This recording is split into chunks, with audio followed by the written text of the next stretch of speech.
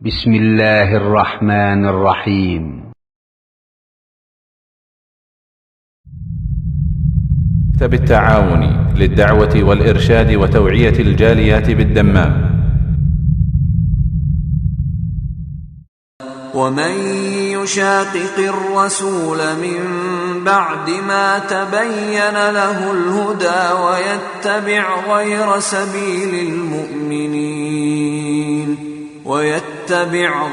سبيل المؤمنين نوله ما تولى ونصله جهنم وساءت مصيرا.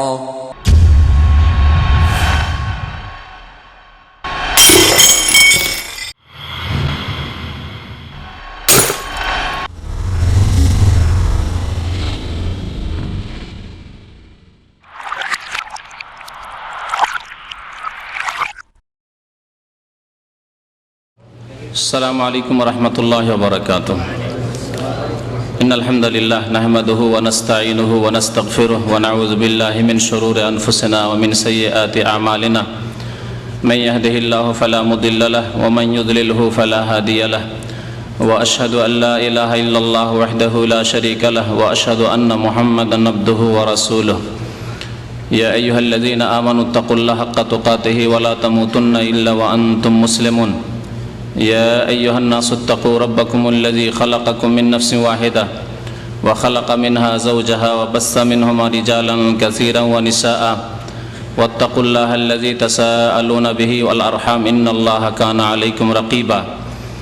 يا أيها الذين آمنوا اتقوا الله وقولوا قولا سديدا يصلح لكم أعمالكم ويغفر لكم ذنوبكم ومن يطع الله ورسوله فقد فاز فوزا عظيما. أما بعد فإن خير الحديث كتاب الله وخير الهدي هدي محمد صلى الله عليه وسلم وشر الأمور محدثاتها وكل محدثة بدعة وكل بدعة ضلالة وكل ضلالة في النار. أعوذ بالله من الشيطان الرجيم. بسم الله الرحمن الرحيم. يا أيها الرسول بلغ ما أنزل إليك من ربك وإن لم تفعل فما بلغت رسالته والله يعصمك من الناس إن الله لا يهدي القوم الكافرين. মহান আল্লাহর সমস্ত প্রশংসা যে আল্লাহ পাক রব্বুল আলামিন আমাদেরকে সৃষ্টি করেছেন মানুষ করে, আমাদেরকে দ্বীন ইসলাম কবুল করার তৌফিক দান করেছেন, আমাদেরকে ভালো মন্দের বিচার করার তৌফিক দান করেছেন। সে আল্লাহরই যাবতীয় প্রশংসা। দরুদ ও সালাম নাজিল হোক নবী মুহাম্মদ রাসূলুল্লাহ সাল্লাল্লাহু আলাইহি ওয়াসাল্লামের প্রতি, যিনি সত্যকে সুস্পষ্ট করে দিয়ে গেছেন, বাতিলকে ভুলকে চিহ্নিত করে গিয়েছেন। আল্লাহ পাক যেন যে হক তিনি নাজিল করেছেন রাসূলুল্লাহ সাল্লাল্লাহু আলাইহি ওয়াসাল্লামের প্রতি, মানব জাতির জন্য সেই হক বোঝার, অনুধাবন করার এবং তার অনুসরণ করার তৌফিক দান করেন। বাতিলকে ভুলকে ভুল বুঝার আল্লাহ তৌফিক দান করেন, ভুল মনে করার তৌফিক দান করেন এবং তা আমাদেরকে ছেড়ে দেওয়ার তৌফিক দান করেন। আল্লাহ পাক রব্বুল আলামিন আমাদেরকে জ্ঞান দিয়েছেন, বিবেক বুদ্ধি দিয়েছেন, আল্লাহ পাক এর হিসাব নেবেন। সুতরাং যে কোনো বিষয়ে নিজের জ্ঞান বিবেককে কাজে লাগাইতে হবে এবং জ্ঞান বিবেককে কাজে লাগাবার ক্ষেত্রে নিরপেক্ষ দৃষ্টি রাখতে হবে। নিরপেক্ষ দৃষ্টি মানে আপনাকে কোনো একদিকে ঝুঁকে গেলে হবে না। প্রথমে কোনো একদিকে ঝুঁকে গেলেন, একটা সাইড নিয়ে নিলেন আর তারপরে বলবেন যে আমি হক চাই, সত্য চাই, কোনোদিন সত্য পাবেন না। যারা গাড়ি চালান তারা গিয়ারে দিয়ে গাড়ি স্টার্ট দেন না, তাই না? নিউট্রাল করার পরে গাড়ি স্টার্ট দেন, তাহলে গাড়িটা ঠিকভাবে চলবে। আর যদি গিয়ারে থাকার গাড়ি স্টার্ট দেন, তাহলে যদি সামনের দিকে গিয়ারে থাকে তাহলে সামনে কাউকে ধাক্কা দিবে আর নিজেও ঝাঁকানি খাবেন। আর যদি ব্যাক গিয়ারে থাকলে পিছন দিকে কাউকে মারবে গিয়ে, ঠিক না? তো ওই রকমই মানুষের বিবেকটা ঠিক। মানুষের বিবেককে যদি নিরপেক্ষ করে তাহলে সে সুস্থ মস্তিষ্কে হক সত্য বুঝতে পারবে আর ভুলকে ভুল বুঝতে পারবে। আর যদি নিরপেক্ষ না রাখে, নিজেকে পক্ষ নিয়ে নেয়, মানে গিয়ারে রাখে, যে কোনো একটা গিয়ারে রেখেছে, এদিকের গিয়ারে নয় এদিকের গিয়ারে, মানে নিউট্রালে নেই, তাহলে হক বুঝতে পারবে না। কারণ যেটাতে আছে, যে দিক নিয়েছে, যে পক্ষ নিয়েছে, সেটাকে সে একেবারে সুসাব্যস্ত, তার কাছে ঠিক সেটা। সুতরাং ভুল যে আমার মধ্যে থাকতে পারে, আমার আকীদায় থাকতে পারে, আমার কিতাবে থাকতে পারে, আমি যাদের অনুসরণ করি, যাদেরকে মনে করি যে এরা হক্কানি আলেম, তাদের আকীদা আমলে ভুল থাকতে পারে, তাদের রাস্তা ভুল হইতে পারে, এ কথার কল্পনাতেও যায় না, কারণ আগে পক্ষ নিয়ে নিয়েছে। এই জন্য অধিকাংশ মানুষ যারা দিন করে, মানে দিনের উপর চলে, কিন্তু একটা পক্ষ নিয়ে, তারা হিদায়াত পায় না। মুসলিম উম্মায় এই জন্য যারা পথভ্রষ্ট, তারা দুই রকমের। এক হচ্ছে যারা দিন মোতাবেক চলে না, ফাসিক লোক, তাদের নামাজ ঠিক নেই, তাদের রোজা ঠিক নেই, তাদের যাকাত ঠিক নেই, তাদের হালাল হারামের কোনো পার্থক্য নেই, অন্যায় কাজ করে যাচ্ছে, ফাসিকি পাপের কাজ করছে, এরা এক শ্রেণীর লোক, পথভ্রষ্ট, ফাসিক, গোমরা হয়ে রয়েছে, পথহারা হয়ে রয়েছে। আর আরেক শ্রেণীর লোক দিন মোতাবেক চলে, কিন্তু কোন দিন মোতাবেক, যেটাকে সে দিন মনে করে, ভুল দিনের ওপর রয়েছে, ভুল বিশ্বাসের ওপর রয়েছে, ভুল আমলের ওপর রয়েছে, ভুল ধারণার ওপর রয়েছে, সে ভুল ধর্মের ওপর চলে। ভুল ধর্মে ধার্মিক, ভ্রান্ত ধর্মে ধার্মিক, এদেরকে বলা হয় বিদাতি, মুবতাদিআ, বিদাতি। তো মুসলিম উম্মায় এই দুই শ্রেণীর লোক পথভ্রষ্ট হয়ে রয়েছে, যারা ফাসিক, যাদের আমল ভালো না, অসৎ আমল। আর এক শ্রেণীর লোক, তাদের খেয়াল মোতাবেক তারা তো ইসলাম ধর্ম মোতাবেক চলে, কিন্তু ভুল ধর্মের ওপর রয়েছে, অর্থাৎ বিদাতি।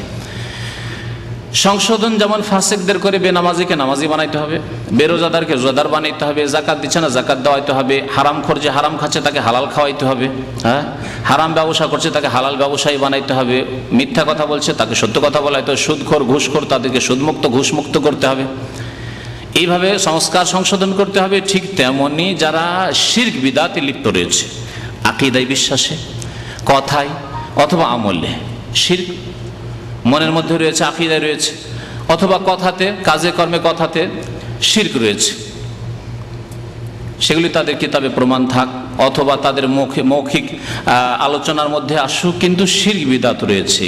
এই সব শিরক বিদাত থেকেও মুক্ত করে মুসলিম বানাতে হবে খাঁটি, না হলে দুটোই কিন্তু গুমরাহির পথ, দুটোই জাহান্নামে যাওয়ার পথ। ফাসিকি পাপের কাজ করেও জাহান্নামে যেতে হবে ওই অবস্থায় মরে গেলে, আর শিরক বিদাত করেও যদি মরে, যদিও জাতিতে মুসলমান হয়, তবুও জাহান্নামে যেতে হবে। তাহলে এই দুইটো রাস্তাকে বর্জন করতে হবে, আর ধরতে হবে সিরাতে মুস্তাকিম। জুমার মসজিদে যেসব ভাইরা ছিলেন খুতবার তরজমার আলোচনায়, তারা শুনেছেন সিরাতে মুস্তাকিম ধরতে হবে। এই দুটো রাস্তা বাদ দিবেন আল্লাহর রাস্তায়, বিদাতের রাস্তা, শিরকের রাস্তা বাদ দেন, আর ফাসিকি পাপ করার রাস্তা, অন্যায় করার রাস্তা, হারাম খাওয়ার রাস্তা, ফরজ ওয়াজিব ছাড়ার রাস্তা, এসব রাস্তা বাদ দেন, দিয়ে আল্লাহ পাকের দিনকে মজবুত করে ধরুন।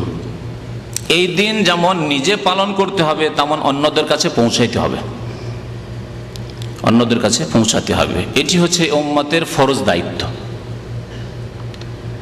এই দিনকে পৌঁছানোকে বলা হয় তাবলীগ, বাল্লাগা ইউবাল্লিগু, তাবলীগ মানে পৌঁছানো। আর এই দিনের দিকে আহ্বান করাকে বলা হয় দাওয়া, মানে আহ্বান করা, দাওয়াত দেওয়া। আল্লাহ পাক রব্বুল আলামিন এই বাল্লাগা ইউবাল্লিগু তাবলীগের কথা উল্লেখ করেছেন কোরআনে কারীমে, আর দাওয়ার কথা, মানুষকে আহ্বান করা, দিনের দিকে ডাকার কথা, আল্লাহর দিকে ডাকার কথা, আল্লাহর কিতাবের দিকে ডাকার কথা, আল্লাহ রাসূলের সুন্নতের দিকে ডাকার কথা উল্লেখ করেছেন।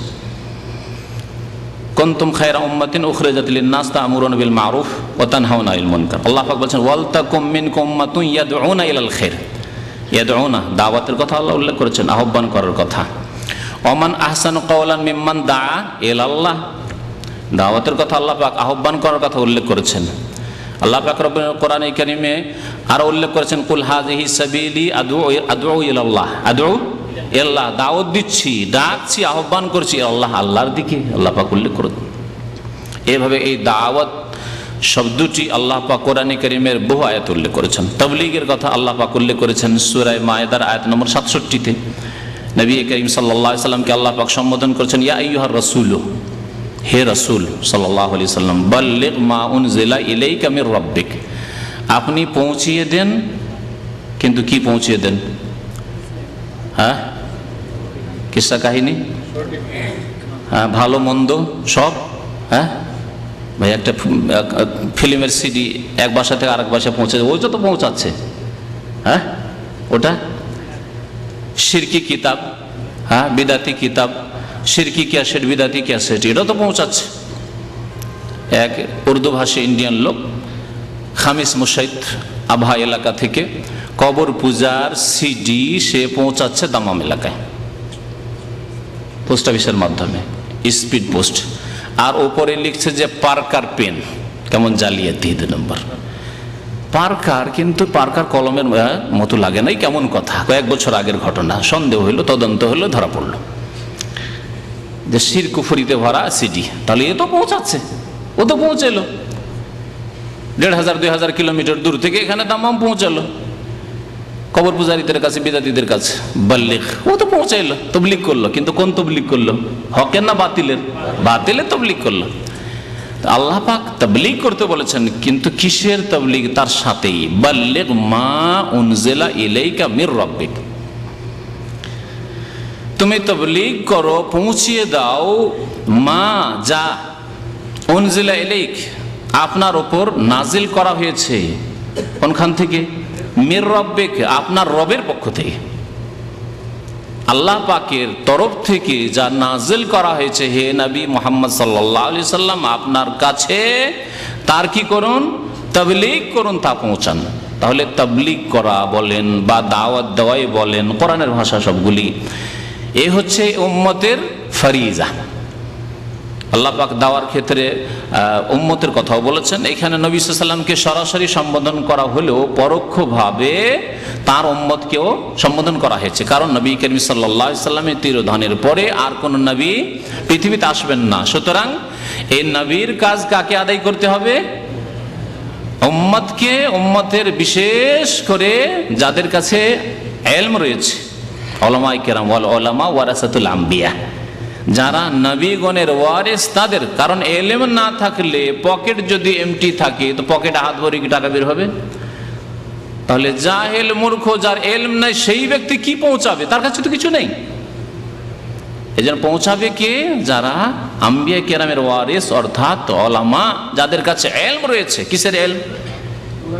কোরআন এবং হাদিসের ইলম। কারণ আল্লাহর কথা পৌঁছাতে হবে যা নাজিল হয়েছে, কোরআনে কারীম নাজিল হয়েছে। আর রাসূলুল্লাহ সাল্লাল্লাহু আলাইহি ওয়াসাল্লাম হাদিস, তাও হচ্ছে ওয়াহি গায়র মাতলু, তাও নাজিল হয়েছে। কারণ বিনা ওয়াহিতে নবী করিম সাল্লাল্লাহু আলাইহি ওয়াসাল্লাম কোনো কথা বলেননি। পৌঁছাতে হবে তাহলে কোরআন এবং হাদিস। এই আয়াত স্পষ্ট করলো তাবলীগ করা ফরজে কিফায়া উম্মতের উপর সাধারণ অবস্থায়। বিশেষ কোনো ক্ষেত্রে ফরজে আইনও হইতে পারে। এমন জায়গায় আছেন, এমন গ্রামে আছেন যেখানে আপনি এখন বিশিষ্ট ব্যক্তি, আলেম এবং জ্ঞানী, প্রভাবশালী, আপনি যদি হক কথা, সত্য কথা না পৌঁছান, আল্লাহ এবং তার রাসূল সাল্লাল্লাহু আলাইহি ওয়াসাল্লামের কথা, তাহলে এই কথাগুলি পৌঁছিবে না, তাহলে তখন ফরজে আইন হবে। কিন্তু সাধারণ অবস্থায় ইসলামের তাবলীগ করা, ইসলামের দাওয়াত দেওয়া, ইসলামের দিকে আহ্বান করা হচ্ছে ফরজে কিফায়া, অর্থাৎ এই উম্মতের ফরজ। উম্মতের একটি দল হইতে, ওয়ালতাকুম মিনকুম উম্মাতুন ইয়াদউনা ইলাল খায়র, তোমাদের মধ্য থেকে একটি দল হতে হবে। আল্লাহ বলছেন একটি দল হইতে হবে। ইয়াদউনা ইলাল খায়র, আহ্বান করবে কোন দিকে? কল্যাণের দিকে। কল্যাণ হচ্ছে তাওহীদ, কল্যাণ হচ্ছে সুন্নাত, কল্যাণ হচ্ছে ঈমান, কল্যাণ হচ্ছে নেক আমল। কল্যাণ শিরক নয়, কল্যাণ বিদআত নয়, ভালো করে বুঝে নেন। কিন্তু কল্যাণ হচ্ছে যেগুলি, সেগুলি খুব সংক্ষেপে বললাম। যে কোনো নেক আমল হচ্ছে কল্যাণ। কল্যাণ হচ্ছে আল্লাহর একত্বের কথা, সবচেয়ে বড় কল্যাণ হচ্ছে আল্লাহর একত্ব। তারপরে কল্যাণ হচ্ছে রাসূলুল্লাহ সাল্লাল্লাহু আলাইহি ওয়াসাল্লামের সুন্নাত, আদর্শ, তার আদর্শ পৌঁছাচ্ছেন আপনি, এই হচ্ছে কল্যাণ। ইয়াদউনা ইলাল খায়র, কল্যাণের দিকে দাওয়াত দিতে হবে, আহ্বান করতে হবে। তো বলছিলাম যে তাবলীগ যে আছে, এই তাবলীগ করা ফরজে কিফায়া, কিন্তু তাবলীগ করতে হবে আল্লাহ পাকের কথা আর রাসূলুল্লাহ সাল্লাল্লাহু আলাইহি ওয়াসাল্লামের কথা। নবী করিম সাল্লাল্লাহু আলাইহি ওয়াসাল্লামের একটি হাদিস শোনাই ভূমিকাতে, বাল্লিগু আন্নি ওয়ালাউ আয়া, তোমরা আমার পক্ষ থেকে পৌঁছে দাও। কার পক্ষ থেকে? আন্নি রাসূলুল্লাহ সাল্লাল্লাহু আলাইহি ওয়াসাল্লামের পক্ষ থেকে। কারণ রাসূলুল্লাহ সাল্লাল্লাহু আলাইহি ওয়াসাল্লামের উপর কোরআন নাযিল হয়েছে, তাহলে রাসূল সাল্লাল্লাহু আলাইহি ওয়াসাল্লামের পক্ষ থেকে পৌঁছালে কোরআনও পৌঁছা চলে আসে, আর রাসূলুল্লাহ সাল্লাল্লাহু আলাইহি ওয়াসাল্লাম যা বলেছেন, যা করেছেন, যার স্বীকৃতি অনুমোদন দিয়েছেন, সেগুলি হাদিস। সুতরাং তাও চলে আসে। বাল্লিগু আন্নি, আমার পক্ষ থেকে পৌঁছিয়ে দাও। অন্য কারো পক্ষ থেকে তাহলে পৌঁছালে চলবে না, অন্য কারো মতবাদ পৌঁছাবেন তা চলবে না, অন্য কারো কল্পিত বস্তু, কল্পিত বিষয়, মন গড়া বিষয় বা শিরক বিদআত পৌঁছাবেন তা চলবে না, কিন্তু তার নাম তাবলীগ নয়। বাল্লিগু আন্নি, আমার পক্ষ থেকে, তাহলে এটি রাসূলুল্লাহ সাল্লাল্লাহু আলাইহি ওয়াসাল্লামের পক্ষ থেকে কিনা নিশ্চিত হইতে হবে, কনফার্ম হওয়া যাকে বলে, ইয়াকিন হইতে হবে যে আমি যেই কথাগুলি বলছি আল্লাহর পক্ষ থেকে অথবা রাসূলুল্লাহ সাল্লাল্লাহু আলাইহি ওয়াসাল্লামের পক্ষ থেকে, কোরআনে কারিমে আছে অথবা রাসূলুল্লাহ সাল্লাল্লাহু আলাইহি ওয়াসাল্লামের হাদিস শরীফে আছে। নিশ্চিত হওয়ার পরে পৌঁছাতে, বাল্লিগু আন্নি ওয়ালাউ আয়া, যদি একটি আয়াত জানা থাকে, একটি আয়াতের তাফসীর জানা থাকে, একটি আয়াত থেকে মাসলা মাসাইল কি ইস্তেমবাত হচ্ছে তা জানা থাকে, একটি হাদিস, আয়াত মানে এখানে যে কোনো দিনের মাসলা মাসাইল, বিধিবিধান, আকীদা হোক অথবা আমলের ক্ষেত্রে হোক, ফিকহি মাসলা মাসাইল হোক, যে কোনো বিষয়, শুধু আয়াত মানে কোরআন কারীমের আয়াত নয়, দ্বীনের নিদর্শন। সুতরাং একটি মাসলা, একটি আয়াত সংক্রান্ত হোক, একটি হাদিস সংক্রান্ত হোক, কোরআন সুন্নাহর একটি মাসলা, একটি বিষয় যদি তোমার জানা থাকে নিশ্চিতভাবে, তাহলে বাল্লিগু আন্নি, আমার পক্ষ থেকে তা মানব জাতি পর্যন্ত পৌঁছিয়ে দাও। তাহলে তাবলীগের মানে ইসলাম প্রচারের জন্য তাগিদ রয়েছে, নবী করিম সাল্লাল্লাহু আলাইহি ওয়াসাল্লামের আদেশ রয়েছে, এবং সবচাইতে ভালো কাজ, ওয়ামান আহসানু কাওলান মিম্মান দা ইলাল্লাহ, ওর চাইতে ভালো কথা আর কারো কথা হইতে পারে না, যেই ব্যক্তি আল্লাহর দিকে কি করে, আহ্বান করে, ডাকে। সবচাইতে ভালো কথা হচ্ছে নিজে আমল করার পরে, নিজেকে সংশোধন করার পরে যথাসাধ্য আরো ভালো করার চেষ্টা করেন। কিছু ত্রুটি আছে তার মানে এই না যে কাউকে বলবো না, কিন্তু নিজেকে আরো সুন্দর করার চেষ্টা করতে হবে যাতে করে আমার কথা বেশি ফলপ্রসূ হয়।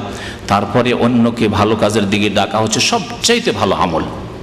ওমান আহসানু কাওলান মিম্মান দা ইলাল্লাহি ওয়া আমিলা সালিহান ওয়া ক্বালা ইন্নানি মিনাল মুসলিমিন, ভালো আমল করি এবং ইসলাম নিয়ে গৌরব করি যে আলহামদুলিল্লাহ, আল্লাহ শুকরিয়া আদায় করতে হবে যে আমি মুসলিম, এবং আমি যখন মুসলিম তো আমাকে এর প্রচার করতেই হবে।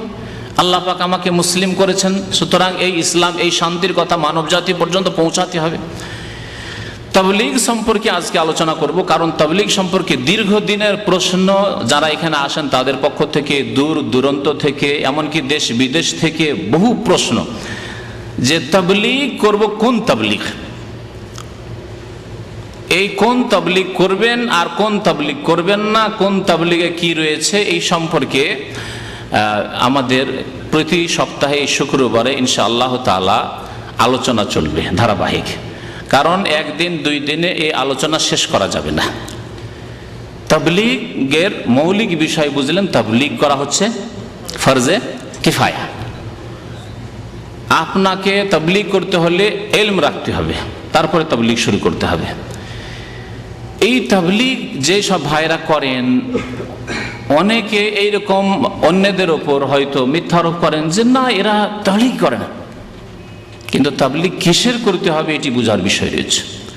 আপনি তাবলীগ কি বিষয়ের করছেন এটি বোঝার বিষয় রয়েছে। এই সম্পর্কে আলোচনা শুরু করব, এবং শুরু করার আগে আর শুরু করব এই শুরুতে আজকের অনুষ্ঠানে সারা পৃথিবীতে বিশিষ্ট ওলামায়ে কিরাম, যারা আমাদের দেশের পরিভাষায় ওলামায়ে কিরাম নন, কারণ আমাদের দেশের পরিভাষায় কওমি মাদ্রাসা ফারিগ হইলে ওলামায়ে কিরাম, কামেল ফাজেল কামেল পাশ করলে ওলামায়ে কিরাম, ঠিক কিনা? ঠিক আছে, ওলামায়ে কিরাম তারা, কিন্তু আরবদের ভাষায় ওলামা কারা? যাদের বড় লিখনি ক্ষমতা আছে আরবি ভাষায়, আরবি ভাষায় তাদের অগাধ পাণ্ডিত্য রয়েছে, যাদের আকীদা এবং আহকাম ফিকহি মাসলা মাসাইলের ক্ষেত্রে ইস্তেমবাতের ক্ষমতা রয়েছে, তারা ওলামা। এইরকম পৃথিবীতে আমি বলতে পারি যে 10 জনের বেশি ওলামা হতে পারে বেশি, কিন্তু আমি 10 জনের বাইরে যাব না। যেসব ওলামাদের ফতোয়া আমি উল্লেখ করবো আপনাদের সামনে এই তাবলীগ সম্পর্কে আর এই তাবলীগি জামাত সম্পর্কে, বিশেষ করে তাবলীগি জামাত, প্রচলিত তাবলীগ জামাত সম্পর্কে। এই তাবলীগ জামাত সম্পর্কে এমন বিশিষ্ট আলেমদের কথা উল্লেখ করব যারা বর্তমান এই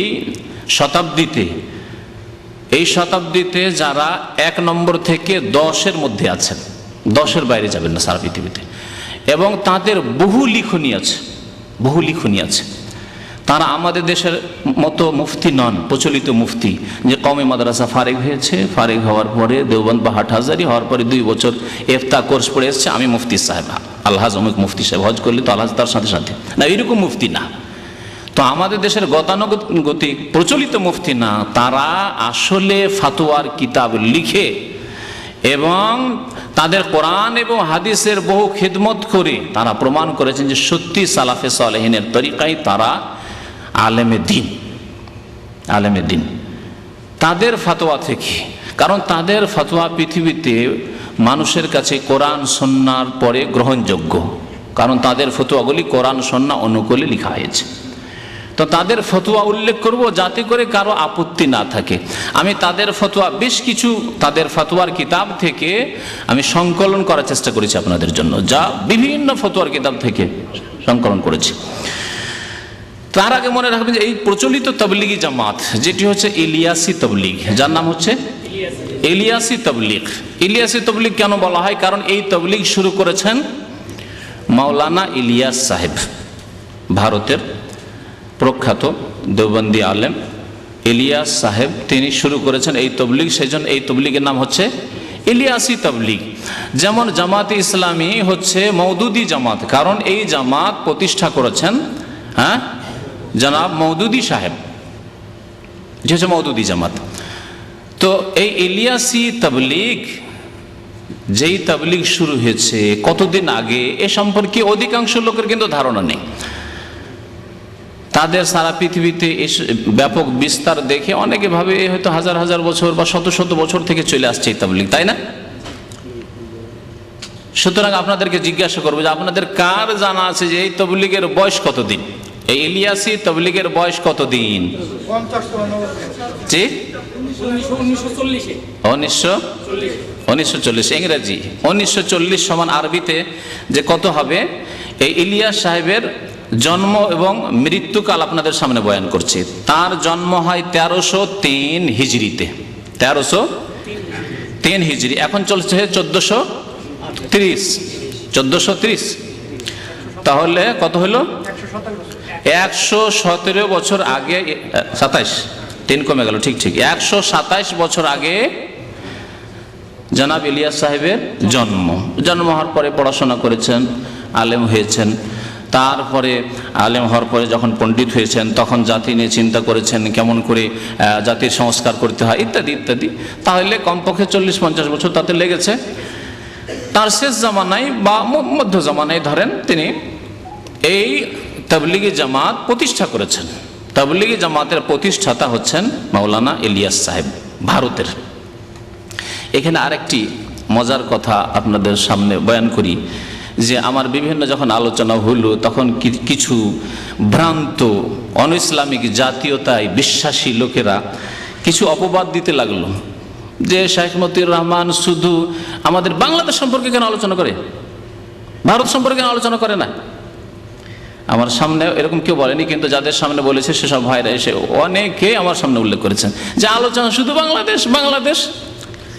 ভ্রান্ত অনইসলামিক জাতীয়তায় বিশ্বাসী। ইসলামের জাতীয়তা হচ্ছে ইসলাম, কোনো ভূমির সাথে সম্পর্ক নেই, কোনো ভাষার সাথে সম্পর্ক নেই, কোনো বর্ণের সাথেও সম্পর্ক নেই।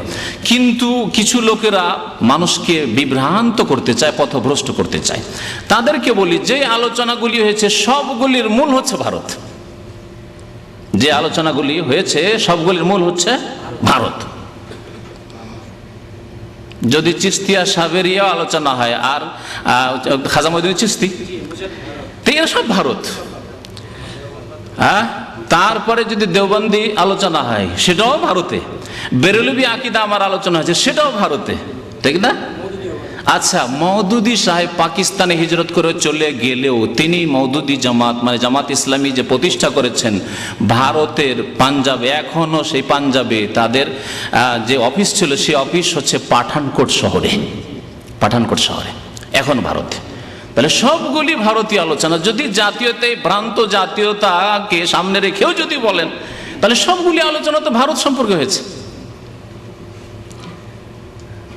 আর ভালো মন্দ তাওহীদ সুন্নতেরও কাজ হয়েছে ভারত থেকে অনেক কিছু। আর শিরক কুফরি বিদআতের কাজ কাদিয়ানি থেকে শুরু করে বেরেলভি, দেওবন্দি, তাবলীগ আর মওদুদিয়াত সমস্ত আর উৎস হচ্ছে ভারত,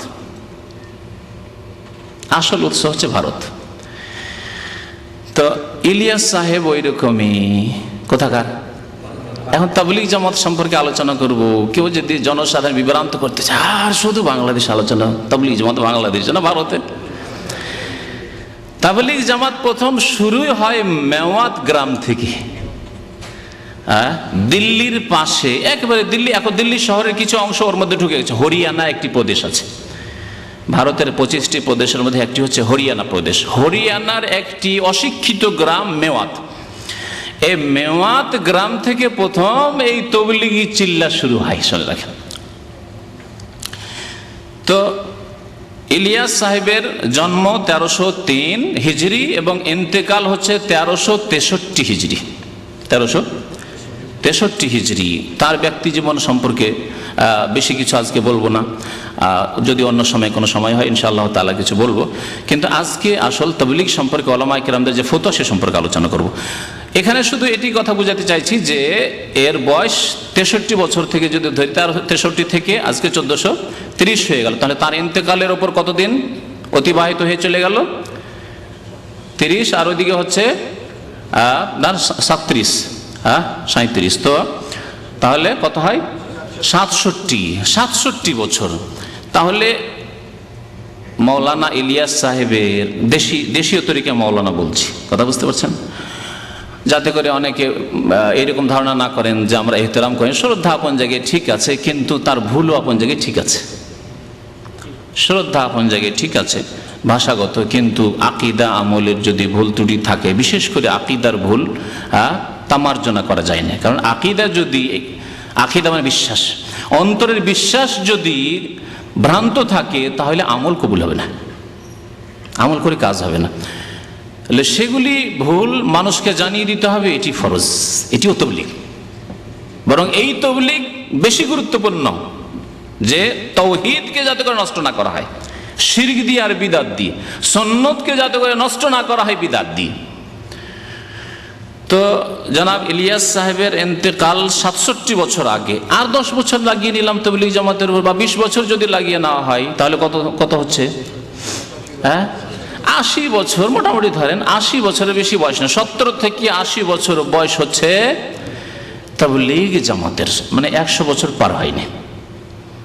এই তাবলীগ জামাত শুরু হয়েছে ভারতে, আর তারপরে ভারত থেকে পাকিস্তান, বাংলাদেশ, পাকিস্তানের রায়ওয়ান্ড হচ্ছে তাদের মার্কাজ, প্রধান কেন্দ্র, আর পাকিস্তানে হচ্ছে, বাংলাদেশে হচ্ছে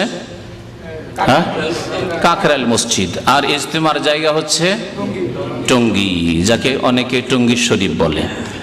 আর অনেকেই শুধু মুখে নয়, বরং প্রচার মাধ্যম, বাংলাদেশের প্রচার মাধ্যম এসে তাদের বক্তব্য, যারা ওই খেদমত করছে ইজতেমার প্রস্তুতির জন্য, তাদেরকে সে জিজ্ঞাসা করছে যে আপনাদের নাকি ধারণা, গত বছরের কথা, যে আপনারা এখানে যদি আসেন আর এখানে হাজিরা দিলে হজের সওয়াব পাওয়া যায়। তো সেই গরিব খাদেম লোকেরা, জাহিল মূর্খরা বলছে যে আমরা গরিব দেশের মানুষ, গরিব দেশে বাস করি, আর হজে তো যেতে পারি না, অনেক টাকা লাগে, সেজন্য মনে করি যে এই মোবারক জায়গার যদি খেদমত করি, মোবারক ইজতেমার খেদমত করি, আরাফায় পৌঁছিতে পারি না, তাহলে আল্লাহ আমাদেরকে হজের সওয়াব দেবেন।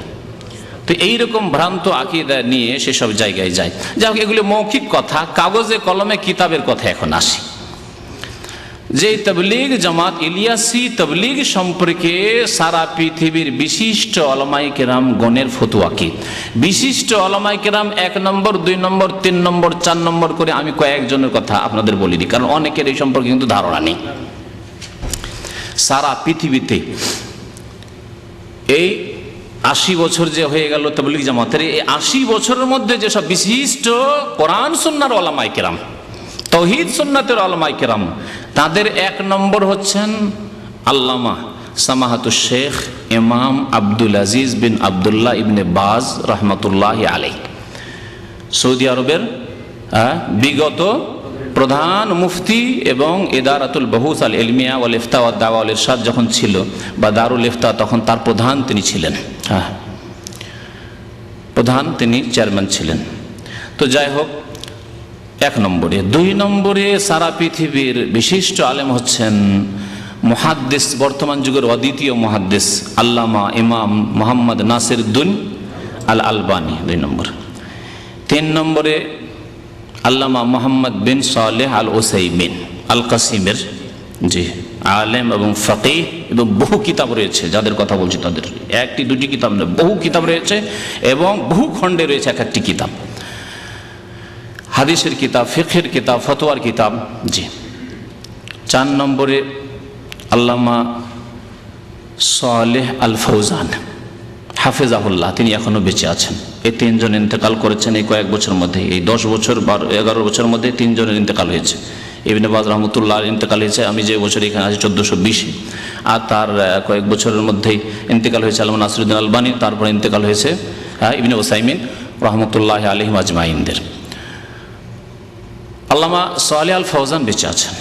তো 4 জনের কথা বললাম, এই 4 জনের ফতুয়া। আর 5 নম্বরে একটি বিস্তারিত ফতুয়া তাবলীগ জামাতের ওপর রয়েছে।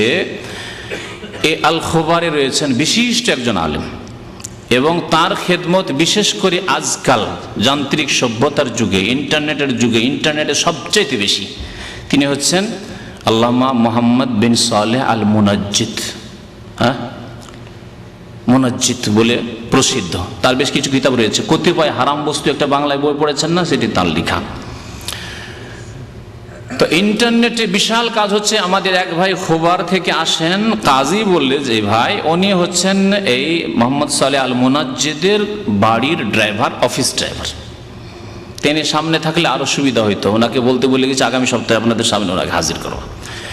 এবং ইন্টারনেটে যে কত বড় বিশাল কাজ হচ্ছে 2 ভাষায়, পৃথিবীর 2টি জীবন্ত ভাষায়, ইংরেজিতে এবং আরবিকে, ইংরেজিতে এবং আরবিকে। এই ইন্টারনেটে এই তাবলীগ জামাত ইলিয়াসি তাবলীগের ওপর বিস্তারিত ফতোয়া তার রয়েছে। তাহলে কজনের নাম বললাম? এই 5 জনের ফতোয়া আপনাদের সামনে নকল করব। আর বাকি যদি অন্য কোনো ফতোয়া চলে আসে আনুষঙ্গিক, তাহলে প্রয়োজন হলে করব, বা সময় হলে করব ইনশাআল্লাহ তাআলা। তো এই ফতোয়াগুলি আপনাদেরকে শোনাই। ফতোয়াগুলি শোনাবার আগে সামনে চলে আসেন, জায়গার অভাব হচ্ছে। কিতাবগুলি দেখায়। এই কিতাব দেখতে পাচ্ছেন কি আপনারা? নাম হচ্ছে ফাজাইলে আমল। ফাজাইলে কি লেখা আছে? এটা প্রথম খণ্ড। এটি হচ্ছে প্রথম খণ্ড। উর্দুতে লেখা হয়েছে প্রথম কিতাব। ভারতে কিতাব লেখা হয়েছে উর্দুই, তারপর বিভিন্ন ভাষায় তরজমা হয়েছে। এই তরজমা হয়েছে বাংলায়। অনুবাদক হচ্ছেন মৌলানা মোহাম্মদ সাখাওয়াতুল্লাহ, মুমতাজুল মুহাদ্দিসিন রিসার্চ স্কলার। হ্যাঁ, আর সরাসরি শাইখুল হাদিস হযরত মাওলানা হাফেজ মোহাম্মদ জাকারিয়া সাহারানপুরি সাহেবের দোয়া ও ইজাজত প্রাপ্ত, মানে পীর মুরিদের যে ইজাজত রয়েছে, ইজাজত মানে এমনি ইজাজত না, অনুবাদের ইজাজত প্রাপ্ত। তো যাই হোক, এই কিতাব সাখাওয়াতুল্লাহ সাহেবের অনুবাদ। আরেকটি অনুবাদ বাংলা ভাষায় রয়েছে আম্বর আলী। তো আম্বর আলীর পাতা নম্বরগুলি যখন আগামীতে বলবো, সাখাওয়াতুল্লাহ সাহেবের তর্জমা থেকে বলবো, আম্বর আলীর কিতাব কেউ যে দেখেন আর পাতা নম্বর না মিলে, তাহলে ওটা আপনাকে মিলিয়ে নিতে হবে। কিন্তু পাতা নম্বরে আগে পরে হবে তখন। এটি হচ্ছে প্রথম খণ্ড। এ হচ্ছে ফাজাইল আমল, দ্বিতীয় খণ্ড। এতে কি রয়েছে আপনাদের দেখাই। এতে রয়েছে ফাজাইলে তবলিগ, ফাজাইলে নামাজ, ফাজাইলে কোরআন, ফাজাইলে জিকির, ফাজাইলে রমজান, হেকায়েতে সাহাবা। এটা হলো 1, 2, 3, 4, 5, 6। তারপরে পাস্তিকা ওয়াহিদ ইলাজ, মানে মুসলিমদের অধপতনের তিনি চিকিৎসা বাতলিয়েছেন তার খেয়াল খুশি মোতাবেক। তো এই হচ্ছে ফাজাইল আমার প্রথম খণ্ড। দ্বিতীয় খণ্ড, এতে রয়েছে ফাজাইলে সাদাকাত, ফাজাইলে দরুদ শরীফ, ফাজাইলে হজ আর জাজাউল আমল। তবলিগি কুতুবখানা, চকবাজার, ঢাকা। তবলিগি ফাজাইল আমলে 2টি ফাজাইল, একটি হচ্ছে ফাজাইলে দুরুদ, একটি হচ্ছে ফাজাইলে দরুদ, আরেকটি হচ্ছে ফাজাইল হজ। আমার কাছে অফিসে আছে, নিয়ে আসিনি, আগামী সপ্তাহগুলি দেখাবো। এই কিতাবগুলিতে সবচাইতে বেশি শিরক আছে আর বিদাত আছে। এই দুটিতে, ফাজাইলগুলি যতগুলি আছে প্রায়গুলিতে বিদাত আছে, কিন্তু এই দুইটিতে সবচাইতে বেশি বিদাত আছে এবং শিরক পর্যন্ত আছে। কিতাব খুলে খুলে ধরে ধরে পড়ে শোনাবো, যাতে করে কোনো সন্দেহের অবকাশ না থাকে। যার ফলে তারা একটু চালাক চতুর হয়ে এগুলোকে একটু আলাদা করে দিলেন, যে যারা কয়েক চিল্লা দিয়ে একবারে অন্ধভক্ত হয়ে গেছে, এখন তাদের বেরিয়ে যাওয়ার কোনো আশঙ্কা নেই, সম্ভাবনা নেই, তারা এগুলি খাস খাস লোকেরা পড়বে, খাওয়াসুল খাস, বিশেষ বিশেষ লোকেরা এগুলো পড়বে। সেই জন্য এই ফাজাইলে দুরুদ শরীফকে আলাদা করে দেওয়া হচ্ছে। এতে ডাহা শিরক আছে, বহু শিরক। এইরকম ফাজাইলে আমলে ডাহা বড় শিরক আছে, শিরকে আকবার, যেসব শিরকের কারণে ইসলাম থেকে মানুষ বেরিয়ে যায়, ফতুয়াতে শুনতে পাবেন তখন এগুলি রয়েছে। এই জন্য এগুলিকে আলাদা করে দিয়েছে। এখন আপনাদের সামনে এই ফাজাইল থেকে একটি বিষয় উল্লেখ করে ফাজাইলের কিতাবের প্রথম খণ্ডের একেবারে ভূমিকাতে কি বলেছেন, তারপরে আমার আলোচনা এবং ফতুয়া শুরু করব। ভূমিকাতে লিখেছেন, ভূমিকা বিসমিল্লাহির রহমানির রহিম নাহমাদু ওয়া নুসাল্লি আলা রাসূলিল কারীম, তামহিদ, উর্দু আরবিতে তামহিদ মানে ভূমিকা, বাংলায় লেখা আছে ভূমিকা। তারপরে আল্লাহর প্রশংসা, নবীর প্রতি দরুদ, এসব করার পরে বলছেন যে একটা সংক্ষিপ্ত বই লিখি, এত বড়, শুনেন এখন, এত বড় বুজুর্গের সন্তুষ্টি বিধান আমার পরকালে নাজাতের ওসিলা হইবে মনে করিয়া আমি উক্ত কাজে সচেষ্ট হই। কি শুনলেন? এই উক্ত কাজে তবলিগ জামাতের এত মোটা কিতাব লিখার জন্য যে তিনি কি হয়েছেন, সচেষ্ট হয়েছেন, কি উদ্দেশ্যে? আবার শোনান, এত বড় বুজুর্গের সন্তুষ্টি বিধান, কার সন্তুষ্টি বিধান? বুজুর্গের সন্তুষ্টি বিধান, আল্লাহ পাকের নয়। আমার পরকালে নাজাতের ওসিলা হবে, মানে বুজুর্গ যদি সন্তুষ্ট হয়ে যান তাহলে আমার নাজাত হবে। তাহলে বুজুর্গের সন্তুষ্টির উদ্দেশ্যে এত মোটা কিতাব লেখা হয়েছে। একটি কিতাবের পৃষ্ঠার সংখ্যা হচ্ছে 802, হ্যাঁ, 1600-1700 পৃষ্ঠার এই কিতাব লেখা হয়েছে আল্লাহ ছাড়া অন্যের সন্তুষ্টির উদ্দেশ্যে। জি, ভূমিকা পড়ে শোনালাম। আচ্ছা, ভূমিকাতে আরেকটি মজার কথা আছে। তিনি অন্যদের সম্পর্কে বলছেন যে অনেকে শিরক বিদাতে লিপ্ত আছে আর শিরকে শিরক মনে করে না। আমি বলছি যে জনাব, আপনি ওই অবস্থায় আছেন, অন্যদেরকে কেন তহমত দিচ্ছেন? অনেকে শিরক, লক্ষ লক্ষ লোক শিরক করছে, অথচ শিরকে শিরক মনে করে না। আপনি তো ওই কাদায় হাবুডুবু খাচ্ছেন। দেখেন, শোনেন, তারপরে 3-4 লাইন পরেই, বরং লক্ষ লক্ষ লোক প্রকাশ্যভাবে কুফরি ও শিরকে লিপ্ত রয়েছে। আরো আশ্চর্যের বিষয় যে তাহারা উহাকে শিরক ও কুফরি বলিয়া ধারণাই করে না। তার আগে নিজে শিরকি কথা লিখলেন এবং শিরকে শিরকি মনে করলেন না। কে? তিনি। জি, লেখক কে? লেখক ইলিয়াস সাহেবের সন্তুষ্টি বিধানে লিখেছেন মাওলানা জাকারিয়া সাহেব, না বাংলা অনুবাদক সাখাওয়াতুল্লাহ সাহেব। তো তাহলে আরেকটু আগে থেকে শোনাই যে কার সন্তুষ্টি চেয়েছেন। বলছেন যে আল্লাহ তাআলার তারিফ ও প্রশংসা এবং নবী করিম সাল্লাল্লাহু আলাইহি ওয়াসাল্লামের উপর দুরূদ শরীফ পড়ার পর ওলামায়ে কেরাম ও সুফিকুল শিরোমণি, ওলামায়ে কেরাম এবং সুফিকুল শিরোমণি, তাহলে বোঝা গেল ইলিয়াস সাহেব কি ছিলেন? সুফি ছিলেন।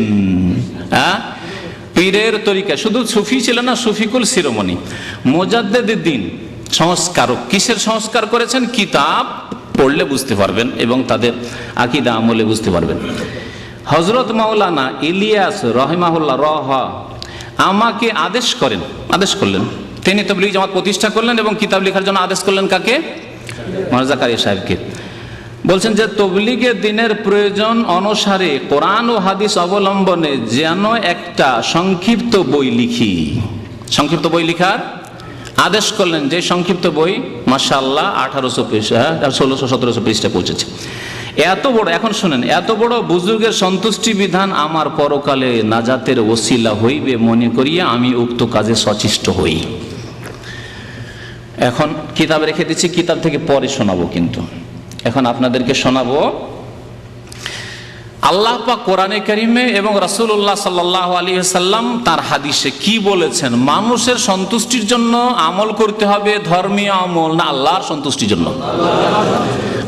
আমি 4টি আয়াত উল্লেখ করব, 4টি বা 5টি আয়াত কোরআন কারীম থেকে আপনাদের সামনে আমি নোট করে নিয়েছি, উল্লেখ করব, যাতে একমাত্র আল্লাহর সন্তুষ্টির কথা, এছাড়া বহু আয়াত রয়েছে। হাদিস 6টি হাদিস আপনাদের সামনে নোট করে নিয়ে এসেছি, 10-11টি দলিল যে একমাত্র সন্তুষ্টি কামনা কার করতে হবে? আল্লাহ পাকের। সূরা বাকারার আয়াত নম্বর 272-এ মহান আল্লাহ ইরশাদ করেছেন, লাইসা আলাইকা হুদাহুম ওয়ালাকিন্নাল্লাহ ইয়াহদি মান ইয়াশা। হে নবী, আপনি তাদের হেদায়েতের ক্ষমতা রাখেন না, গন্তব্যস্থানে পৌঁছে দেওয়ার ক্ষমতা রাখেন না, তবে আল্লাহ পাক যাকে ইচ্ছা কি করেন?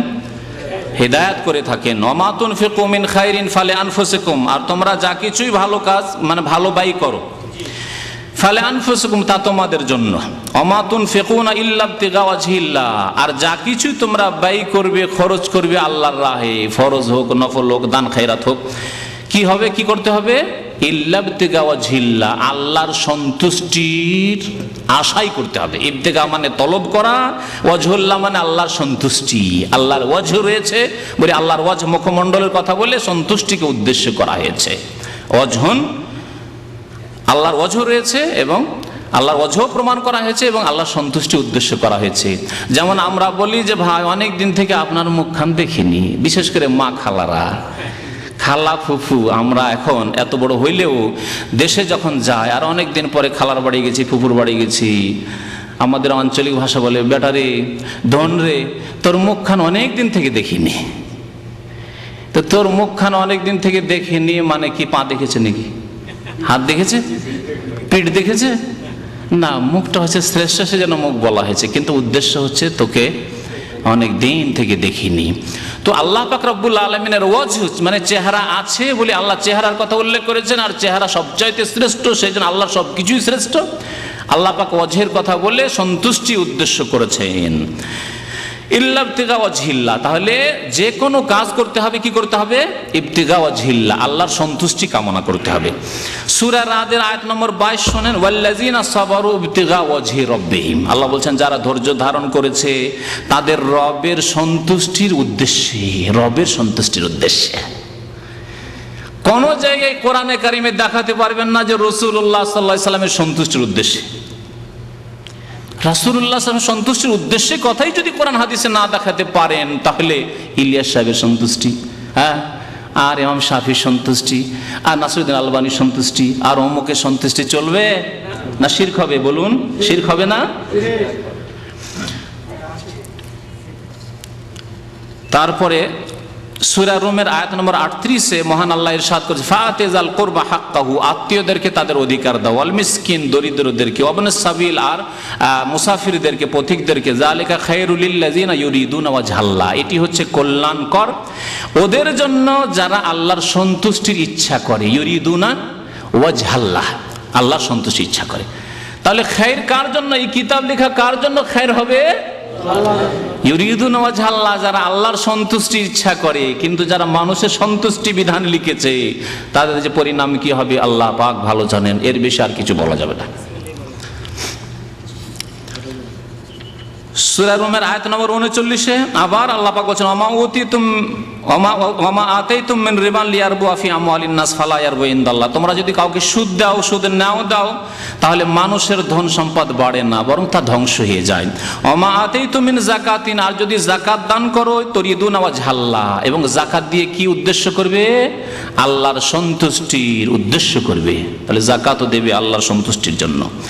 আল্লাহ পাক রব্বুল আলামিন সূরা লাইল, আমপারার সূরা লাইলের 17 থেকে 21 নম্বর আয়াতে বলেছেন, ওয়াসায়ুজান্নাবুহাল আতকা আল্লাযী ইউতি মালাহু ইয়াতাযাক্কা ওয়া মা লিআহাদিন ইনদাহু মিন নি'মাতিন তুজজা ইল্লা ইবতিগা ওয়াজহি রাব্বিহিল আ'লা ওয়ালা সাওফা ইয়ারদা।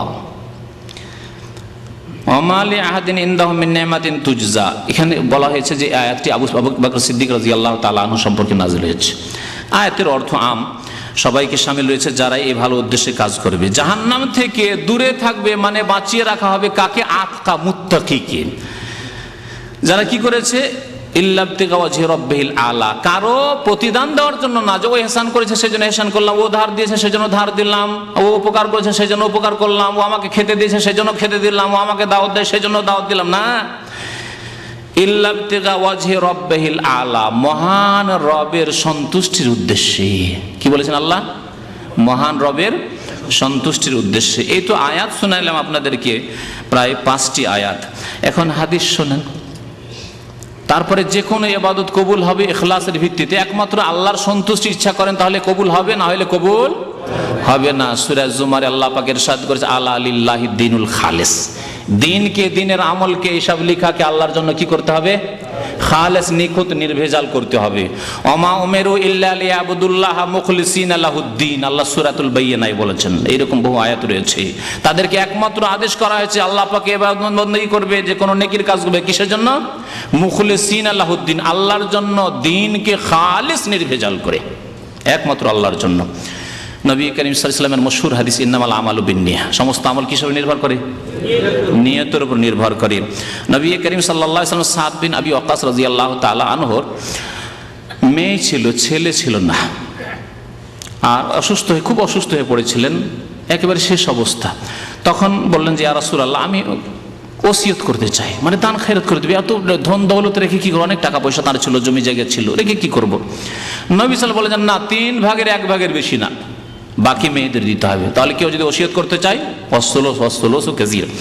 তারপরে বলছেন নবী করিম সাল্লাল্লাহু আলাইহি ওয়াসাল্লাম বলছেন, ইন্নাকা লান তুখলিফা ফাতামাল আমালান তাবতাগি বিহি ওয়াজহাল্লাহ, তুমি যদি এরপরে বেঁচে থাকো এবং কোনো ভালো আমল করো, তাবতাগি বিহি ওয়াজহাল্লাহ, যার দ্বারা কি উদ্দেশ্য করবে?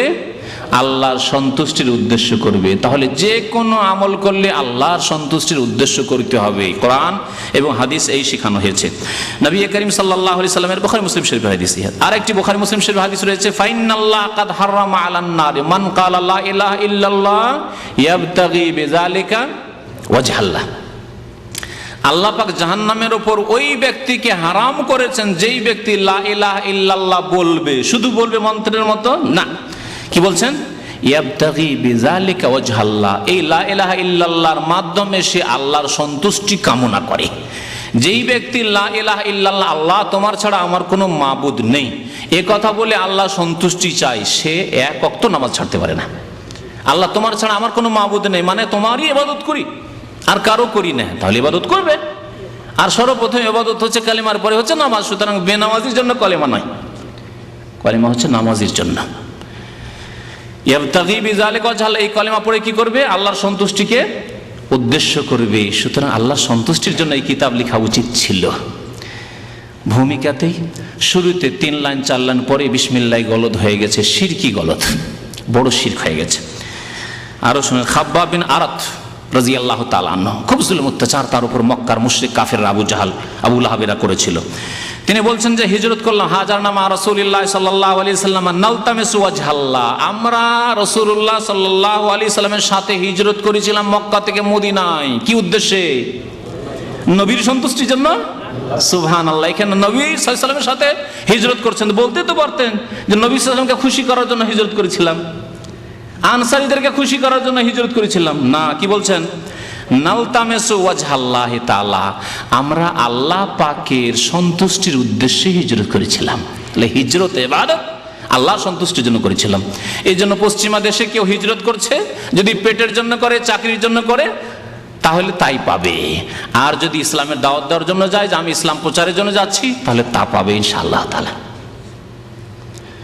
ইন্নামাল আমালু বিন্নিয়াহ। নবী করিম সাল্লাল্লাহু আলাইহি ওয়াসাল্লামের এই হাদিসও রয়েছে, মুত্তাফাকুন আলাইহি, বুখারী মুসলিমের হাদিস, সবগুলি বুখারী মুসলিম শরীফের হাদিস। আর একটি হাদিস শোনায় আপনাদেরকে, হাদিসটি আবু দাউদে রয়েছে এবং তার সনদ সহিহ। রাসূলুল্লাহ সাল্লাল্লাহু আলাইহি ওয়াসাল্লাম ইরশাদ করেছেন, মান তাআল্লামা ইলমান মিম্মা ইউবতাগা বিহি ওয়াজহুল্লাহ, কেউ যদি এমন ইলম শিখে, মানে দ্বীনের ইলম শিখে, যেই ইলম দ্বারা কি করা হয়? ইউবতাগা বিহি ওয়াজহুল্লাহ, আল্লাহর সন্তুষ্টিকে উদ্দেশ্য করা হয়। তাহলে দ্বীনের ইলম শিখবেন মাদ্রাসায় বা ইসলামী সেন্টারে, এসে উদ্দেশ্য কি থাকবে? আল্লাহর সন্তুষ্টি থাকবে। দ্বীনের ইলম লিখবেন, প্রচার করবেন, কি উদ্দেশ্য থাকবে? আল্লাহর সন্তুষ্টি থাকবে। জি, আল্লাহর সন্তুষ্টির উদ্দেশ্য থাকবে। কিন্তু যদি কেউ আল্লাহ সন্তুষ্টির উদ্দেশ্য না করে অন্য কোনো উদ্দেশ্য করে, লা ইয়াতাআল্লামুহু ইল্লা লিয়ুসিবা বিহি আরাদাম মিনাদ দুনিয়া, কিন্তু সে ইলম শিখেছে দুনিয়ার উদ্দেশ্যে অথবা ইলিয়াস সাহেবকে খুশি করার জন্য, এটা ওর মধ্যে শামিল। যদি দুনিয়ার উদ্দেশ্যে কেউ যদি কামেল পাশ করে অথবা কওমি মাদ্রাসা পাশ করে, আর যদি মনে করে আমি ভালো একটা চাকরির জন্য পড়াশোনা করেছি, তাহলে তার শাস্তির কথা বলা হয়েছে। এতেই যদি এই শাস্তি হয়, তাহলে যে আল্লাহ ছাড়া অন্যের উদ্দেশ্যে কিতাব লিখেছে তার কি হবে? তার কি হবে বলুন তো দেখি। শোনেন, যে ব্যক্তি দুনিয়ার গরজে ইলম শিখলো, কোরআন হাদিস পড়লো কিন্তু দুনিয়ার গরজে, কোরআন হাদিস শিখবো, ভালো এক বক্তা হব, আর এক এক বক্তব্যে 5,000 টাকা করে নেব, না হলে যাব না। 5,000 যদি 1,000 কম করে দেন না, গরিব গ্রাম হইলো না, আমি যাব না। দুনিয়ার গরজ এক কথা, যে কোনো দুনিয়ার গরজ থাক না কেন, দিন শিখে লাম ইয়াজিদ আরাফাল জান্নাতি ইয়াউমাল কিয়ামাহ, কিয়ামতের দিনে জান্নাতের সুগন্ধি পাবে না। আরাফ মানে রিহ, ইয়ানি রিহাহা, জান্নাতের সুগন্ধি পাবে না। তাহলে আল্লাহ ছাড়া অন্যের সন্তুষ্টির জন্য যদি কোনো কাজ করা হয়, তাহলে জান্নাতের সুগন্ধি পাওয়া যাবে না। নবী করিম সাল্লাল্লাহু আলাইহি ওয়াসাল্লাম বলেছেন, আবু দাউদের হাদিস, মসজিদ বানালেন কিন্তু মাদ্রাসা বানালেন, আর আপনার উদ্দেশ্য থাকলো কি? দুনিয়ার গরজ, মানুষের মধ্যে খ্যাতি হোক, লেখা থাকবে অমুক মসজিদ বানিয়েছে, সবাই জানবে যে আমি মসজিদটা বানিয়ে গেছি, আমার একটা প্রভাব থাকবে, আমার ছেলে মেয়েদের একটা প্রভাব থাকবে যে আমরা জমিদার ফ্যামিলি, আমরা সুখী ফ্যামিলি, আমরা এই যে মসজিদ বানিয়ে গেছি। তাহলে কিছু পাবে না, লাম ইয়াজিদ আরাফাল জান্নাহ। কিন্তু যদি আল্লাহর সন্তুষ্টির জন্য মসজিদ বানায়, দেখেন হাদিস শোনেন, এই হাদিস দিয়ে শেষ করছি এই বিষয়টি, বুখারী শরীফের হাদিস। রাসূলুল্লাহ সাল্লাল্লাহু আলাইহি ওয়াসাল্লাম ইরশাদ করেছেন, মান বানা মসজিদান লিল্লাহ, যেই ব্যক্তি আল্লাহর সন্তুষ্টির জন্য মসজিদ বানাবে। বুখারী বলছেন যে আমি মনে করি যে নবী সাল্লাল্লাহু আলাইহি ওয়াসাল্লাম বলেছেন, বা আমার ওস্তাদ বলেছেন, ইয়াবতাগি বিহি ওয়াজহাল্লাহ, মসজিদ বানাবে কি উদ্দেশ্যে? আল্লাহর সন্তুষ্টি হাসিলের জন্য। আল্লাহর সন্তুষ্টি, মসজিদ বানাইতে হবে আল্লাহর সন্তুষ্টির জন্য, ইলম শিখতে হবে আল্লাহর সন্তুষ্টির জন্য। হ্যাঁ, যতগুলি দান খায়রাতের কথা আসলো, হিজরত, সবগুলি আল্লাহর সন্তুষ্টির জন্য। আর কিতাব লিখবেন ইলিয়াস সাহেবের সন্তুষ্টির জন্য। হ্যাঁ, বানাল্লাহু লাহু মিসলাহু ফিল জান্নাহ, তাহলে আল্লাহ সন্তুষ্টির জন্য কেউ যদি মসজিদ বানায়, আল্লাহ পাক তার অনুরূপ, মানে ওই মসজিদের অনুরূপ আল্লাহর কাছে আরো উত্তম নিয়ামত রয়েছে, ওই রকমই মানে আল্লাহ পাক স্পেশাল ঘর বানিয়ে দেবেন তার জন্য জান্নাতে মসজিদের বিনিময়ে। তো এই ছিল ইখলাস সম্পর্কে আয়াত এবং হাদিস, যে ইখলাসের সাথে যে কোনো কাজ করতে হবে। ইখলাস মানে শুধু আন্তরিকতা না, ইখলাস মানে একমাত্র আল্লাহর জন্য করা, নির্ভেজাল নিখুঁত করে আল্লাহর জন্য সবকিছু করা। এটি হচ্ছে ইখলাস। যে ইখলাসের কথা আমাদের ভাইয়েরা শিখান, কিন্তু ইখলাস তাওহীদ সুন্নতের ক্ষেত্রে ইখলাস বুঝেন না। এই জন্য শুরুতে যে লিখেছেন যে অনেকে শিরক করে কিন্তু শিরকে বুঝে না, সত্যি কথা, অনেকেই শিরক করে কিন্তু শিরকে শিরক মনে করেন না। এখন আপনাদেরকে ফতোয়া শোনাই কিছু। এই ফতোয়াগুলি শুধু কাগজে নাই, আমি নোট করে নিয়ে এসেছি মাকতাবা শামেলা। আজকাল সিডিতে বিশাল লাইব্রেরি চলে এসছে, হাদিসের কিতাব, ফিকার কিতাব, ফাতোয়ার কিতাব, সে মাকতাবা শামেলা থেকে আমি এগুলি প্রিন্ট করে নিয়ে এসেছি। কিন্তু ফতোয়ার কিতাবগুলি এইরকম ছেপে আছে, এইরকম ভাবে ছেপে আছে। আপনাদেরকে ফতোয়ার কিতাবগুলি দেখায়, এগুলি হচ্ছে ফতোয়ার কিতাব। এসব ফতোয়ার কিতাব থেকে সময়ের স্বল্পতার জন্য এই পাতা খোঁজাখুঁজি না করে ওই যে মাকতাবা শামেলা থেকে নিয়ে এসেছি, এবং রেফারেন্স দেওয়া আছে, লেখা আছে ফাতওয়া লাজনা দায়েমা লিল বুহুসিল ইলমিয়া ওয়াল ইফতা। এ হচ্ছে লাজনা দায়েমা, মানে ফতোয়া কমিটির যে স্থায়ী কমিটি রয়েছে সৌদি আরবে, সেই স্থায়ী কমিটির ফতোয়া। এতে বহু ফতোয়া রয়েছে, বিভিন্ন বিষয়ের উপর ফতোয়া রয়েছে।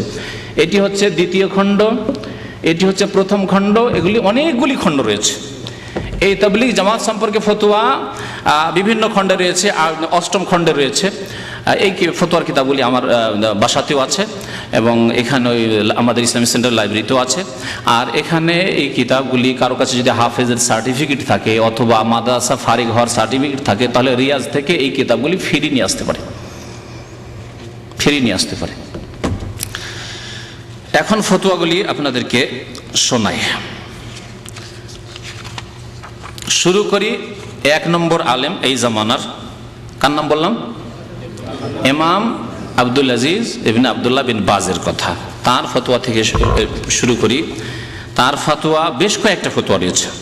তার মধ্যে একটি ফতোয়া আগে দিয়ে শুরু করি। প্রথম ফতোয়া, তাকে জিজ্ঞাসা করা হয়েছে, বলছেন বিসমিল্লাহির রহমানির রহিম, সুইলা সামাহাতুশ শেখ আব্দুল আজিজ বিন আব্দুল্লাহ বিন বাজ রাহিমাহুল্লাহ তাআলা আন জামাতিত তাবলীগ ফাকালা সাইল। সামাহাতুশ শেখ আব্দুল আজিজ বিন আব্দুল্লাহ বিন বাজ রহমতুল্লাহ আলাইকে জিজ্ঞাসা করা হয়েছিল জামাতুত তাবলীগ সম্পর্কে, মানে তাবলীগ জামাত সম্পর্কে। জিজ্ঞাসাকারী এভাবে জিজ্ঞাসা করলেন, কি সওয়াল কি ছিল, প্রশ্ন, নাসমাউ ইয়া সামাহাতুশ শেখ আন জামাতিত তাবলীগ, আমরা তাবলীগ জামাত সম্পর্কে শুনছি, ওমা তাকুমু বিহি মিন দাওয়া, তারা দাওয়াতের কাজ করছে, ফাহাল তানসাহুনি বিল ইনখিরাত ফি হাযিহিল জামা, তাহলে কি আপনি আমাকে পরামর্শ দিচ্ছেন যে আমি এই জামাতে লাগতে পারি, মানে এই তাবলীগ জামাতে যেতে পারি, চিল্লাই বা সাথ দিতে পারি, সহযোগিতা করতে পারি। আরজু তৌজিহি ওয়া নুসহি, আশা করি আমাকে দিক নির্দেশনা দেবেন এবং সৎ পরামর্শ দেবেন। ওয়া আযামাল্লাহু মাসুবাতাকুম, আল্লাহ আপনাকে মহাপুরস্কার দান করুন। জবাব শুনে ফাআজাবা শেখ বিকাউলিহি, সামাহাতুশ শেখ ইবনে বাজ রহমতুল্লাহ আলাইহি জবাব দিচ্ছেন, কুল্লু মান দা ইলাল্লাহ ফাহুয়া মুবাল্লিগ, যেই ব্যক্তি আল্লাহর দিকে ডাকবে সে হচ্ছে মুবাল্লিগ, সেটি হচ্ছে তবলিগ। আয়াত শুরুতে পড়েছি, বাল্লিগ মা উনজিলা ইলাইক, আল্লাহর দিকে ডাকেন আপনি মুবাল্লিগ, আপনি তবলিগ করছেন। লাকিন্না জামাতাত তাবলিগ আল মারুফা আল হিন্দিয়া ইনদাহুম খুরাফাত, আরবি ভাষায় পড়ে দিচ্ছি তার ভাষায়, কিন্তু জামাতুত তাবলিগ মানে তবলিগি জামাত, আল মারুফা প্রসিদ্ধ যে, আল হিন্দিয়া মানে ইন্ডিয়ান জামাত, পয়দা হয়েছে কোত্থেকে? ইন্ডিয়া থেকে পয়দা হয়েছে। আল হিন্দি ইনদাহুম খুরাফাত, তাদের কাছে বহু, তাদের নিকটে বা তাদের আকীদায় বহু কুসংস্কার রয়েছে। খুরাফাত মানে কুসংস্কার রয়েছে। ইনদাহুম বাযুল বিদআ ওয়াশ শিরকিয়াত, এবং তাদের কাছে কি রয়েছে, বেশ কিছু বিদআত রয়েছে, ওয়াশ শিরকিয়াত এবং শিরকও রয়েছে। তাহলে শুধু আমার কথা নয়, আমি বললাম যে ফাজাইলে দুরুদিয়ার ফাজাইলে হজে শিরক আছে, বহু শিরক আছে, এটি আমার কথা নেই। পৃথিবীর যিনি এক নম্বরের আলেম এই বিংশ শতাব্দীতে, তিনি বলছেন যে তাদের আকীদায় আমলে তাদের কিতাবে কি রয়েছে, বিদআত রয়েছে, শিরক রয়েছে, আর খুরাফাত মানে কুসংস্কার রয়েছে। লাকিন ইযা কানা জামাতুত তাবলীগ গায়রুহুম, জামাতে তাবলীগ গায়রুহুম আহলু বাসীরা ওয়া আহলু ইলমিন ইয়াখরুজু মাহু লিদ-দাওয়াতি ইলাল্লাহ আও ইনসানুন ইনদাহু ইলমুন ওয়া বাসীরাতুন ইয়াখরুজু মাহুম লিত-তাফসীর ওয়াল ইনকারি ওয়াত তাওজীহ ইলাল খায়র ওয়া তা'লিমিহিম হাত্তা ইয়াতরুকুল মাযহাবাল বাতিল ওয়া ইয়াতানিকু মাযহাব আহলিস সুন্নাহ ওয়াল জামাআহ। তবে যদি কেউ যেতে চান, জিজ্ঞাসা করেছেন না যে তাদের সাথে যেতে পারবো কিনা, যদি যেতে চান তাহলে কি শর্ত লাগিয়েছেন শুনেন। আর এই শর্তে কোনো তবলিগি ভাইরা যায় না ইল্লা মাশাআল্লাহ। আর যদি যায়, এক দুইজন আরব থেকে গিয়েছিলেন এই উদ্দেশ্য নয় যে তাদের ওই শিরক বিদআতগুলি কারেকশন করব, তাদেরকে ধাক্কা দিয়ে বের করে দিয়েছে। এরকম বহু ঘটনা আমি যখন মদিনায় ছিলাম তখন সেই ঘটনাগুলি তাদের কাছ থেকে সরাসরি শুনেছি, এবং এর উপরে কিতাব, বেশ কিছু কিতাবও তারা এসে লিখেছেন যে যখন তাদের শিরক বিদআতের উপর আপত্তি করা তুললেন তখন তাকে এমন করে এক ঘরে করে দিল যে সবাই আপোষ বলে দিল যে এর সাথে কথা বলবে না। আর তাদের দলিল হচ্ছে ওয়াইজা খাতাবাহুমুল জাহিলুনা কালু সালামা, জাহিল ওর সাথে কথা বলিও না, ছেড়ে দাও। আমার কাছে তবলিগি জামাতের, ভারতীয় তবলিগি জামাতের আমির এনামুল হাসান সাহেবের ক্যাসেট আছে, আগামী সপ্তাহে ভাইরা মনে করে দিবেন, ক্যাসেটটা আমার ডয়ারে আছে, নিয়ে আসবো আর বলবো যে যখন পাকিস্তানে সহি আকিদার ভাইরা জিজ্ঞাসা করার জন্য গেলেন যে এই মুর্দাপীরের বয়াত, মুর্দাপীরের বয়াত শোনাবো আপনাদেরকে, তখন বলছে হাম জাহেল সে বাত নেই করতে, দলিল ওয়াইজা খাতাবাহুমুল জাহিলুনা কালু সালামা। যারা এতরাজ করবে, যারা বলবে সংশোধন করার জন্য আপনার মধ্যে শিরক কেন, আপনাদের এই কিতাব বিদআত কেন, বলছে জাহেল। যারা জানে তারাই জাহেল, আর যারা শিরক বিদআত করে তারা আলেম। শোনেন, বলছেন ইবনে বাজ রাহমাতুল্লাহ আলাইহি, লাকিন কিন্তু ইযা কানা জামাতুত তাবলীগ গায়রুহুম আহলু বাসীরা, তাবলীগি জামাতে মানে তাবলীগের একটা দল করলেন যে আমরা মানুষকে জানাবো, কিছু দিনের কথা শেখাবো, কি আহলো বাসিরাতিন ওয়া আহলো ইলম, তাদের কাছে বাসিরাত আছে, মানে চোখে দেখে কথা বলে, জেনে শুনে কথা বলে, ও আহলো ইলম এবং ইলম রয়েছে, ইয়াখরুজু মাহুম এবং তাদের সাথে যাক তারা লিদ-দাওয়াতি ইলাল্লাহ, আল্লাহর দ্বীনের দাওয়াত দেওয়ার জন্য, আও ইনসানি ইনদাহু ইলমুন ওয়া বাসীরা ইয়াখরুজু মাহুম লিত-তাফসীর ওয়াল ইনকার, তাহলে তাদের সাথে কে যাবে, আলেম যাবে, যাতে করে সঠিক কথা পৌঁছায়। তারপরে আরেকটি কথা বলছেন যে এমন ব্যক্তি যার কাছে ইলম আছে এবং বাসিরাত আছে, মানে যথেষ্ট জ্ঞান আছে শরীয়ত সম্পর্কে, ইয়াখরুজু মাহুম লিত-তাফসীর, তাদেরকে রাস্তা দেখানোর জন্য, তাফসীর, তাদের চোখ খোলা, যেগুলো শিরক বিদআত আছে সতর্ক সাবধান, এগুলো ভুল ভ্রান্তি আছে যে বিদআত হচ্ছে, ছাড়ো এগুলো। ওয়াল ইনকার, এবং প্রতিবাদ করার জন্য, ইনকার মানে প্রতিবাদ করার জন্য, যে এই যে ভুল। আপনাদেরকে বলি এ প্রসঙ্গে, তাবলীগ জামাতের প্রথম মার্কাজ হচ্ছে ভারতের দিল্লিতে, যে মার্কাজের নাম জানেন? নিজামুদ্দিন। নিজামুদ্দিন, এই নিজামুদ্দিনের 5 তলা মসজিদে যেখানে তবলীগ হয়, আমি একাধিকবার গিয়েছি, 5 তলা পর্যন্ত চড়ে দেখেছি। ওখান থেকে 400 থেকে 500 মিটার হবে, 1 কিলোমিটারও নয়, 400 থেকে 500 মিটারও হবে না মনে হয়, এত দূরে বিশাল মাজার। সেই মাজার হচ্ছে নিজামুদ্দিন আউলিয়ার। এই এলাকাটির নামই হচ্ছে এই জন্য দিল্লি নিজামুদ্দিন, মহল্লা ও এলাকার নামই হচ্ছে দিল্লি নিজামুদ্দিন। তাবলীগ জামাতের সারা পৃথিবীর প্রথম কেন্দ্র এই নিজামুদ্দিন মসজিদ। আর সেখান থেকে 400 থেকে 500 মিটার মাত্র, এখান থেকে শিকো হবে না এত দূর, সেখানে লক্ষ লক্ষ লোক। এবং সেই মাজারও গেলাম নিজামুদ্দিন আউলিয়ার। ওখানে গিয়ে দেখলাম যেমন মুসলিম পূজা করছে, সেজদা করছে, তেমন হিন্দু এসে সেজদা করছে সিঁদুর লাগিয়ে, কারণ সিঁদুর দেখে বোঝা যাচ্ছে যে হিন্দুগুলি। আর শিখদের জটা, দাড়ি আর মৌসি গুঁফ এসব দেখে বোঝা যাচ্ছে। মহিলা, পুরুষ, হিন্দু, শিখ, মুসলিম সবাই এসে কবর, মাজার পূজা করছে 300 থেকে 400 মিটার দূরে এই দিল্লি নিজামুদ্দিনের তবলীগের প্রথম মার্কাজের পাশে। এই একটি অবস্থা। দ্বিতীয় অবস্থা, মসজিদে যখন ঢুকলাম, ঢুকতে মসজিদের বারান্দায় প্রায় 6টি কবর আছে। দীর্ঘদিন আগের কথা বলছি, কারণ 15-16 বছর আগে ঢুকেছি মসজিদের ভিতরে, তো পাশ দিয়ে যায়, এখন হয়তো কখন কামে যেতে হয়। তো ওখানে 6টি কবর আছে, আর তাদের এই বড় হুজুরদের সব, এই জামাতের আমির ওমারাদের। তো 6টি যেখানে বারান্দার মধ্যে কবর, মসজিদে কবর জায়েজ না হারাম? নবী করিম সাল্লাল্লাহু আলাইহি ওয়াসাল্লাম কি বলেছেন? এর আগে কিন্তু কবর মাজার পূজা সম্পর্কে 2-3 সপ্তাহ আগে আলোচনা করেছি, তাতে হাদিসগুলি সব উল্লেখ করেছি। লানাতুল্লাহি আলাল ইয়াহুদি ওয়ান নাসারা ইত্তাখাযু কুবুর আমবিয়াহিম মাসাজিদা। ইহুদি খ্রিস্টানদের উপর আল্লাহর লানত এই জন্য হয়েছে যে তারা তাদের নবীদের কবরগুলিকে কি করেছে? সিজদার স্থান মসজিদে পরিণত করেছে। তাহলে নবীও নয়, যদি আলেম ওলামাদের কবর যদি মসজিদে রাখে, তাহলে তাদের উপর কত বড় লানত হবে। ওই মসজিদে, যে মসজিদ হচ্ছে মার্কাজ, প্রধান মার্কাজ, তাতে প্রায় 6টি কবর আছে আমার দেখা মতে। তাতে আমি নিজে কবরগুলি দেখছি বারান্দার মধ্যে, আমার বাইরে নয়, বারান্দা মানে পাশে নামাজ হচ্ছে, জি পাশে নামাজ হচ্ছে, ডান দিয়ে কবর নিয়ে। ঢাকার প্রায় মসজিদে আছে আমাদের আবু জি বহু মসজিদ রয়েছে, বহু মসজিদে রয়েছে। এটা বলছি তাদের মার্কাজ, সেই জন্য বলছি যে মার্কাজে কেউ শিরক মুক্ত করতে পারেনি, কারণ উদ্দেশ্য শিরক মুক্ত করা নয়, বরং শিরক কিতাবেও রয়েছে, মার্কাজে প্রধান কেন্দ্রেও রয়েছে, আকীদাতেও রয়েছে, আমলেও রয়েছে। তাই বলছেন ইমাম ইবনে বাজ রাহমাতুল্লাহ আলাইহি, ইনকার করার জন্য মানে প্রতিবাদ করার জন্য যদি যাওয়া, তৌজি আলাল খায়র, এবং তাদের রাহনুমাই করার জন্য যদি, রাস্তা দেখানোর জন্য যাই, তাদের তালিমের জন্য যাই, হাত্তা ইয়াতরুকুল মাযহাবাল বাতিল, যাতে করে তারা বাতিল তরিকা ছেড়ে দেয়। এই প্রচলিত যে ইলিয়াসি তবলিগ, একে কি বললেন তিনি?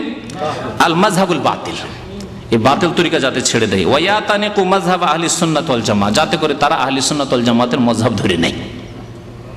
এ হচ্ছে ফতোয়া ইমাম ইবনে বাজ রাহমাতুল্লাহি আলাইহির ফতোয়া। দ্বিতীয় বড় আলেম কার নাম বললাম মনে আছে? আল্লামা নাসিরুদ্দিন আলবানী রাহমাতুল্লাহি আলাইহি। শেখ ইবনে বাজকে আরেকটি ফতোয়া জিজ্ঞাসা করা হয়েছে ওই সম্পর্কে, যে খারাজ তো মা জামাতি তাবলিগ লিল হিন্দ ও পাকিস্তান, বলছে আমি তবলিগ জামাতে গিয়েছিলাম ইন্ডিয়া এবং পাকিস্তানে। অকুন্না নাজতামু ওয়া নুসাল্লি ফি মাসাজিদ ইউজাদু বিহা কুবুর, আমরা সেখানে গিয়ে দেখলাম বহু মসজিদ রয়েছে, যে মসজিদগুলিতে আমরা ওই চিল্লার ইজতেমা করতাম, যে মসজিদগুলির ভিতরে কবর আছে। ওয়াসামিআতু, আর শুনেছি আন্না সালাত ফিল মাসজিদ আল্লাযী ইউজাদু বিহি কবর বাতিলা, যে মসজিদে কবর আছে সেই মসজিদে নামাজ বাতিল। তাহলে আমরা কি করব? আমরা যে নামাজ পড়েছি, হাল ওই দোহা, এখন ফিরে এসেছি, কোন অন্য দেশের লোক বলছে ফিরে এসে এখন কি নামাজগুলিকে আবার পুনরায় দোহরিয়ে পড়বো? ওয়ামা হুকমুল খুরুজ মা হুম লিহাজিল আমাকিন, এইসব জায়গায় যাওয়ার হুকুম কি? তখন শেখ ইবনে বাজ রাহমাতুল্লাহ আলাইহি বলেছিলেন যে না, এই তাবলীগ জামাতের নিকট ফাইন্না জামাতাত তাবলীগ লাইসা ইনদাহুম বাসীরাতুন ফি মাসাইলিল আকিদাহ, ফাইন্না জামাতাত তাবলীগ লাইসা ইনদাহুম বাসীরা ফি মাসাইলিল আকিদা, আকিদার মাসলা মাসাইলে, বিশ্বাসের ক্ষেত্রে, ফেতের ক্ষেত্রে তাবলীগ জামাতের কোনো জ্ঞান নেই। লাইসা ইনদাহুম বাসীরা, সুতরাং তাদের সংশোধন ছাড়া তাদের সহযোগিতার উদ্দেশ্যে এরকম যাওয়া যাবে না, এইসব কথাগুলি বলেছেন। তারপরে বলেছেন ওয়াল ওয়াজিবু আলাইকা ইয়াদাতু মা সাল্লাইতা ফিহা, এই যে কবরওয়ালা মসজিদে যে যতগুলি নামাজ পড়েছো সেই নামাজগুলি তোমার উপর পুনরায় ফিরিয়ে আদায় করা হচ্ছে ফরজ। লিকাউলিন নবী সাল্লাল্লাহু আলাইহি ওয়াসাল্লাম, কারণ নবী সাল্লাল্লাহু আলাইহি ওয়াসাল্লাম বলেছেন লান আল্লাহুল ইয়াহুদা ওয়ান নাসারা ইত্তাখাযু কুবুর আম্বিয়াহিম মাসাজিদ, আল্লাহর লানত হয়েছে ইহুদি খ্রিস্টানদের উপর যে তারা নবীগণের কবরগুলিকে মসজিদে পরিণত করেছে। মুত্তাফাকুন আলা সিহাতিহি, মুত্তাফাকুন আলাইহি, বুখারী মুসলিমের হাদিস। এইরকম বহু হাদিস, আরও বেশ কিছু হাদিস উল্লেখ করেছেন তিনি। ইবনে বাজ রাহমাতুল্লাহ আরও বেশ কিছু ফতোয়া রয়েছে। এখন ফিরে আসি আল্লামা নাসিরউদ্দিন আলবানী রহমতুল্লাহ আলাইহির ফতোয়া। বলছেন সোহেলা রাহিমাহুল্লাহ তাআলা, আল্লামা মোহাম্মদ নাসিরউদ্দিন আলবানী রহমতুল্লাহ আলাইহিকে জিজ্ঞাসা করা হয় মা রায়ুকুম ফি জামাতিত তাবলীগ, আপনার মতামত কি তাবলীগ জামাত সম্পর্কে? হাল ইয়াজুজু লিতালিবিল ইলমি আও গায়রিহি আন ইয়াখরুজা মাআহুম বিদাওয়াতি ইলাল্লাহ, কোন তালেবে ইলম মানে আলেম ধরনের লোক, আরব দেশে কিন্তু মধ্যম আলেমগুলোকে তালেবে ইলম বলে, আমরা সব কিন্তু তালেবে ইলম।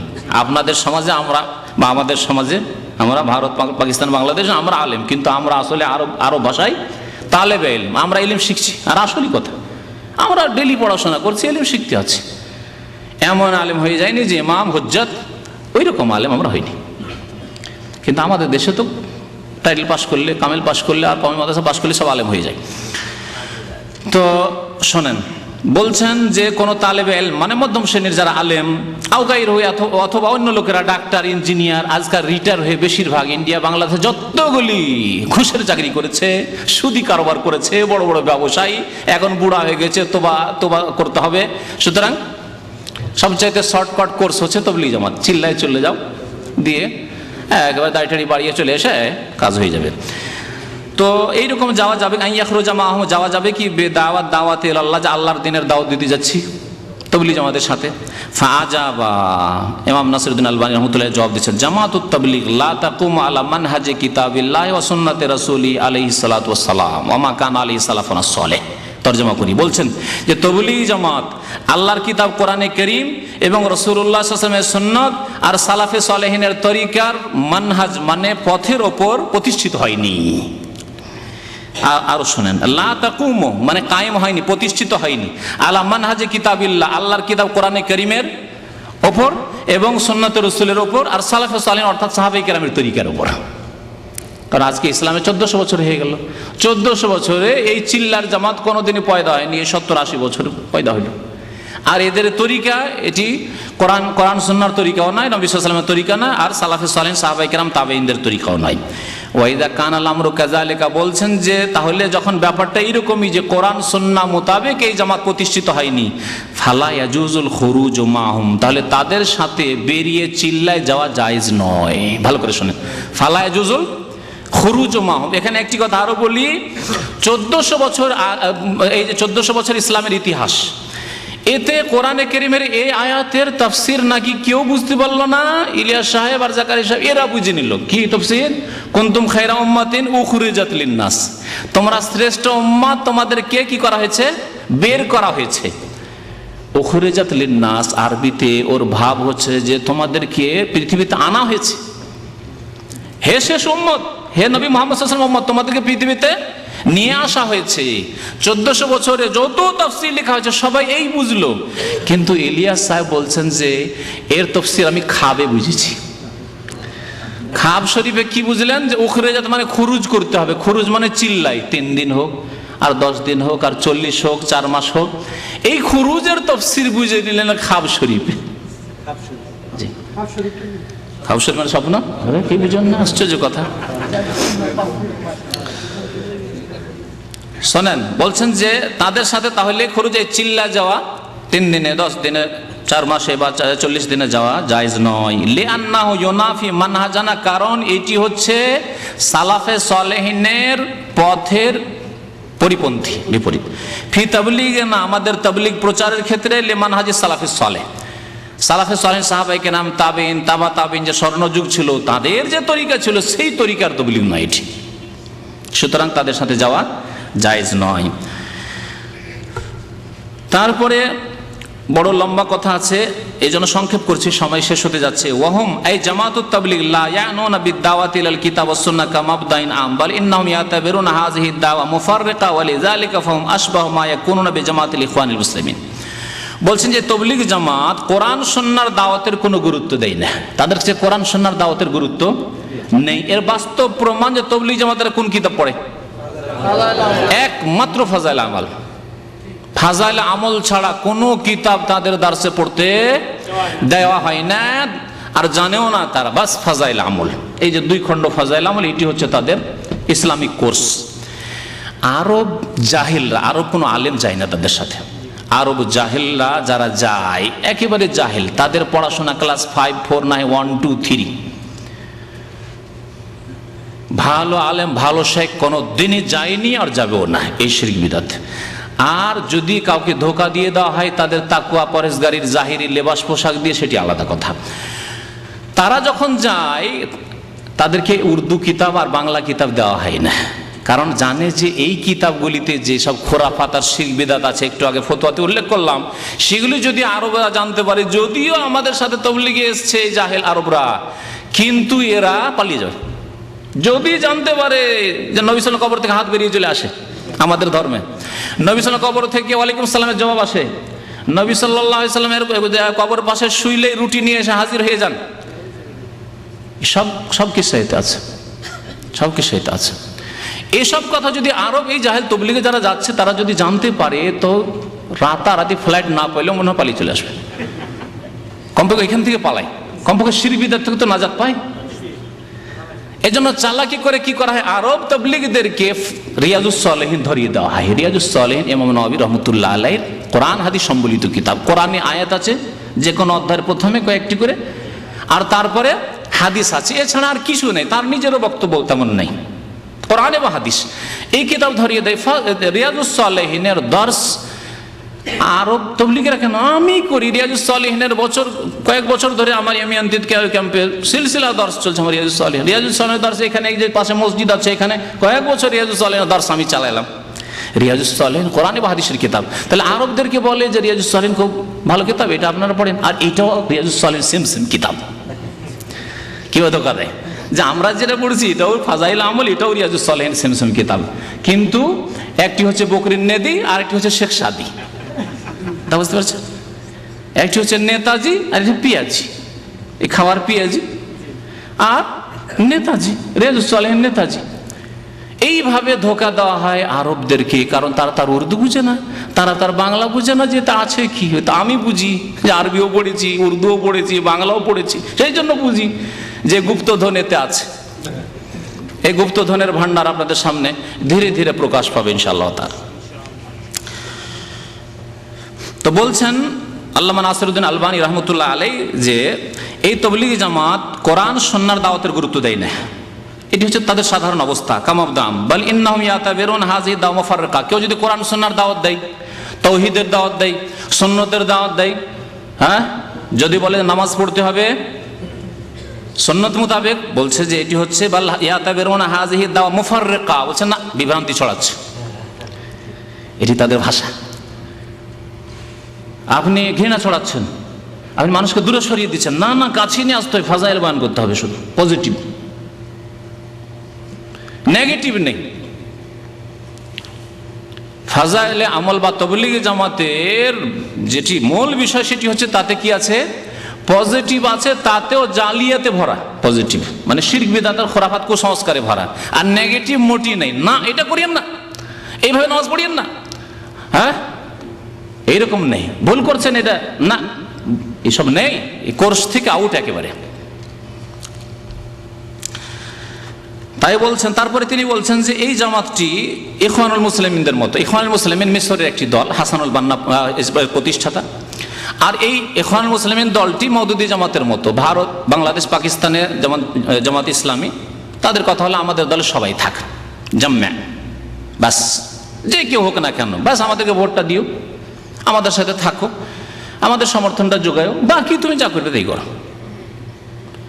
তো এই যে থিওরি, আকিদা যায় কবরে সেজদা করার অসুবিধা নাই। এই জন্য পাকিস্তানে যিনি ভাইস প্রেসিডেন্ট জামাত ইসলামীর, খান আব্দুল গাফফার, নামও বলে দিচ্ছি, মিয়া তোফাইলের পরে না কি আছে, যাই হোক কাজী হোসেন সাহেবের পরে তিনি হচ্ছেন ভাইস প্রেসিডেন্ট, মানে যেমন তেমন লোক না। বাংলাদেশে যেমন নিজামী সাহেব, তারপরে যে দ্বিতীয় স্থানে যে হতে পারে, বা গোলাম আজমের পরে যেমন নিজামী সাহেব ধরে নেন, তো ওই রকম ব্যক্তিত্ব পাকিস্তানের এক মাজারে গেল, আর যাওয়ার পরে নিজে স্বয়ং নিজে হাতে পীরের মাজারে চাদর চড়িয়ে আসলো। জি, এই হচ্ছে মওদুদি জামাত। আর ওই রকমই ইখওয়ানুল মুসলিমিন জামাত। তো আল্লামা নাসির আলবানী রহমতুল্লাহ বলেছেন যে তাবলীগ জামাতের ব্যাপারটি ওই রকমই, যদিও দুটোতে আবার কিছু কিছু পার্থক্য আছে, যে এরা রাজনৈতিক দিকটাকে গুরুত্ব দেয় আর এরা না, রাজনৈতিক একেবারে নেই তাদের কাছে, তাবলীগ জামাতের কাছে, এইরকম পার্থক্য আছে। কিন্তু আকীদাতে যে ভেজাল, আকীদায় ভেজাল দুটোতেই আছে, এই দুই জামাতই আছে। তারপরে বলছেন ফাহুম ইয়াকুলুন ইন্না দাওয়াতুম কায়েমাতুন আলাল কিতাব ওয়াস সুন্নাহ, তাদের দাবি হচ্ছে যে আমাদের যে তাবলীগ, আমরা কোরআন সুন্নাহ মোতাবেক তাবলীগ করছি, লাকিন হাযা মুজাররাদু কালাম। নাসির আলবানী বলছেন যে এটি তাদের মুখের শুধু কথা মাত্র, দাবি মাত্র। ফাহুম লা আকিদাতা তাজমাহুম, তাদের কোনো সহি আকীদা নেই। হাযা মাতুরিদি, কেউ মাতুরিদি, আশআরি, সুফি। আরো মজার কথা বলি, তাবলীগ জামাতের প্রতিষ্ঠাতা মাওলানা ইলিয়াস সাহেব, তিনি 4 তরিকার তাসাউফ সুফিয়াতের ওপর বায়াত হয়ে ছিলেন। 4 তরিকা, বাংলাদেশে তো এক এক তরিকা আছে, চরমনাইরা এক তরিকায়, তাই না, চিস্তিয়া একটা তরিকা, সাবেরিয়া, কিন্তু ইলিয়াস সাহেবের 4 তরিকা ছিল, তার 4 তরিকা। যতগুলি শাখা প্রশাখা হয়েছে 4 তরিকা থেকে বেরিয়েছে। যেমন মযহাবকে 4 মযহাবে ভাগ করেছে, হানাফি, শাফি, মালিকি, হাম্বলি, ওই রকমই পীরতন্ত্রের তরিকাগুলিকে 4 তরিকায় ভাগ করা হয়েছে। তরিকতকে একটি হচ্ছে চিশতি তরিকা, আরেকটি হচ্ছে না মুজাদ্দিদি শাখা, ওইটা শাখা, হ্যাঁ, কাদেরিয়া আব্দুল কাদের জিলানীর সাথে সম্পর্ক, আর চিশতিয়া হচ্ছে খাজা মঈনুদ্দিন চিশতির সাথে, আরেকটি হচ্ছে নকশবন্দি, আরেকটি হচ্ছে সাহরওয়ার্দী। এই 4টি তরিকা থেকে শাখা প্রশাখা হয়ে হাজার হাজার লক্ষ লক্ষ তরিকা বেরিয়েছে। বাংলাদেশ সম্পর্কে একটি পত্রিকা তাহরিকে কয়েক বছর আগে লিখেছিল যে পরিসংখ্যানে দেখা গেছে বাংলাদেশে 2,98,000 পীরের তরিকা আছে, আর সবগুলির মূল হচ্ছে এই 4টি তরিকা, যে তরিকাগুলি বললাম। আর এই মূল 4 তরিকার ওপর বায়াত হয়েছিলেন ইলিয়াস সাহেব, যিনি তাবলীগ জামাতের প্রতিষ্ঠাতা। সুতরাং বলছেন যে এদের মাতুরিদি আকিদা, আশারি আকিদা, সুফি আকিদা, ওয়া হাযা লা মাযহাবা লাহু, এমন আছে যে না, ও মাযহাব হচ্ছে যে আমি এসেছি তাবলীগে, সারা জীবন ভুলভ্রান্তি করি, সেজন্য চলে এসেছি, কোনো কিছু জানে না, কোনো জ্ঞান নেই তার। তো যাই হোক, এই ছিলেন আল্লামা নাসির আলবানী রহমতুল্লাহ আলাইহির ফতোয়া। আরো বেশ কিছু কথা তার ফতোয়াতে আছে, আর 2টি কথা শুনে বলছেন ফাদাওয়াতু জামাতের তাবলীগ সুফিয়াতুন আসরিয়া, আরেকটি গুরুত্বপূর্ণ কথা। সুতরাং তাবলীগ জামাতের যে তাবলীগ সেটি হচ্ছে মডার্ন সুফিজম, আসরিয়াতুন মানে মডার্ন, সুফিজম সুফিবাদ।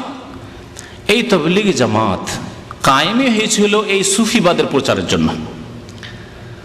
আরেকটি কথা অতিরিক্ত বলি, আমার সাথে শিক্ষকতা করেছেন মদিনা ফারেক, আমার 1 বছর আগে ফারেক হয়েছেন, বিহারের লোক এক ভাই। তো তিনি ওই মেওয়াত এলাকা গিয়েছেন, আমি মেওয়াতের কাছাকাছি গেছি, মেওয়াত যাইনি, মেওয়াতটা দিল্লির একটু বাইরে পড়ছে। বলছেন যে মেওয়াত এলাকায় প্রথম ইলিয়াস সাহেবের জামানায়, আজকে থেকে ধরেন 80-90 বছর আগে, বেশ কিছু মযহাবপন্থী মুকাল্লিদরা আহলে হাদিস হয়ে যায়। রহস্য শোনাচ্ছে আপনাদেরকে। আহলে হাদিস যখন হয়ে গেল, তখন এদের মাথা ঘুরে উঠল, যারে তথা আমাদের হানাফি কমে যাচ্ছে।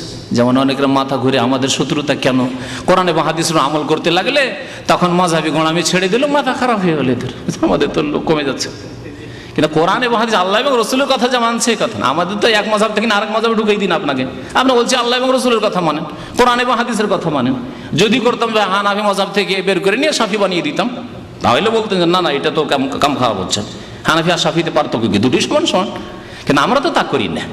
আমরা বলছি যে মানুষের ব্যক্তি পূজা বাদ দিয়ে কি করো, কোরআন সুন্নাহর অনুসরণ করো। যখন আহলে হাদিস হয়ে গেল কিছু লোকেরা, তখন মাথা খারাপ হয়ে গেল। ইলিয়াস সাহেব তখন পরিকল্পনা তৈরি করলেন, এই জামাত তৈরি হলো। এটি একটি কারণ তাবলীগ জামাত তৈরি হওয়ার। যদিও তারা লিখেছে তার সাথে সাথে বেদিনী, অবশ্যই বেদিনী এখনো আছে, তখনও ছিল বেদিনী। বেদিনী সব জায়গায় ছিল। বেদিনী মানুষ নামাজ রোজা করে না, ইত্যাদি ইত্যাদি এসব দেখেছেন। তারপর তাবলীগ জামাত প্রতিষ্ঠা মেওয়াত থেকে কেন শুরু হলো এর রহস্য, এই জন্য মেওয়াত থেকে শুরু হলো যে এগুলোকে ফেরাও, কেন আহলে হাদিস হয়ে গেল। তাহলে তাবলীগ জামাতের উদ্দেশ্য প্রথম শুরুই হয়েছে দুটি উদ্দেশ্য নিয়ে, একটা হচ্ছে তিনি তার ভাষায় বলেছিলেন তাহনিফ, আর একটা হচ্ছে তাসাউফ।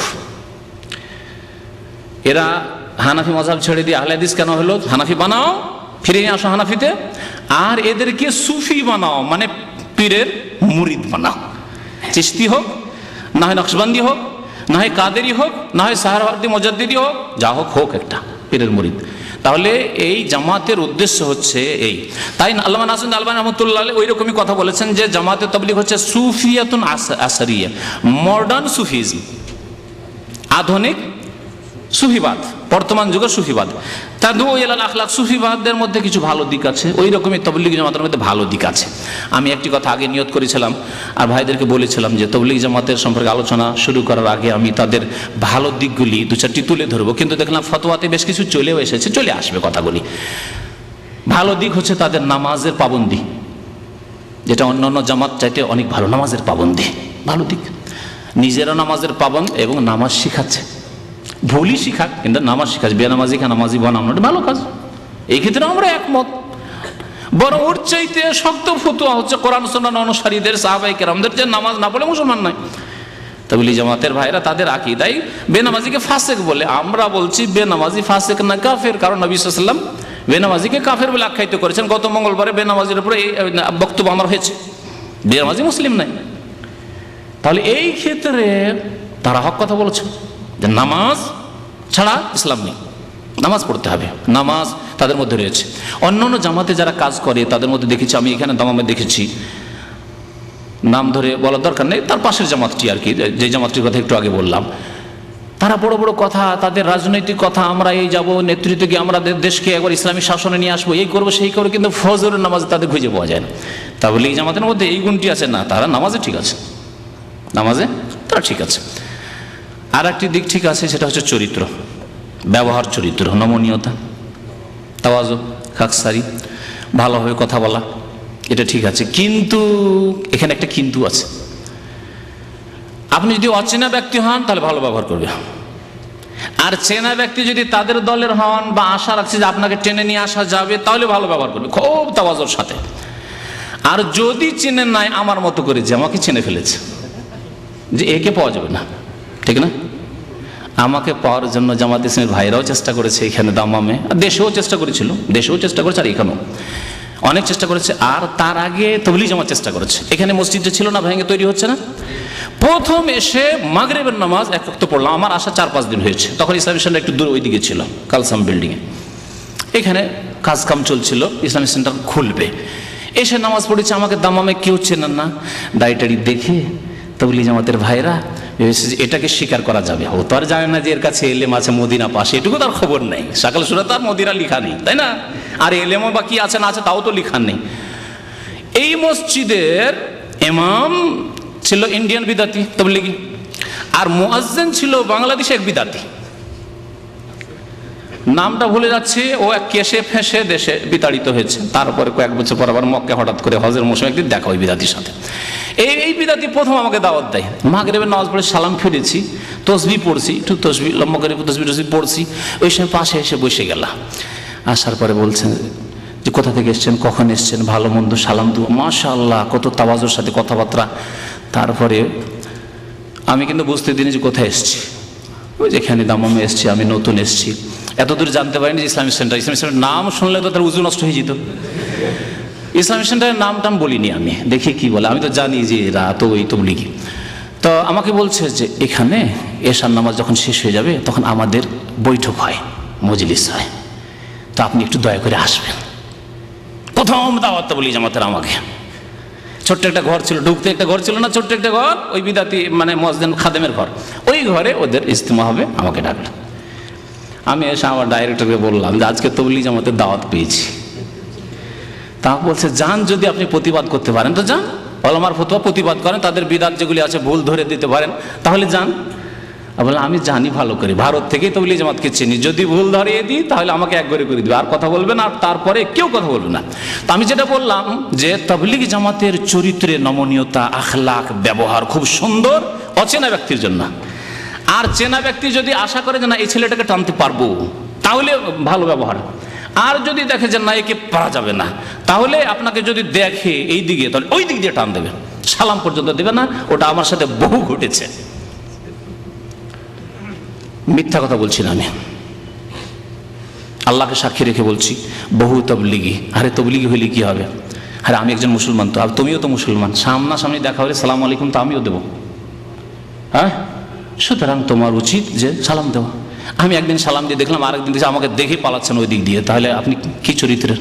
ভালো চরিত্র, এর নাম আখলাক। তাহলে তাদের আখলাক ভালো, যে প্রশংসা করা হয়েছে কার সাথে ওইটা ভালো করে বুঝে নেন, নতুন ব্যক্তিদের সাথে, অথবা যার কাছে আশা আছে যে চিল্লাই টানা যাবে তার সাথে।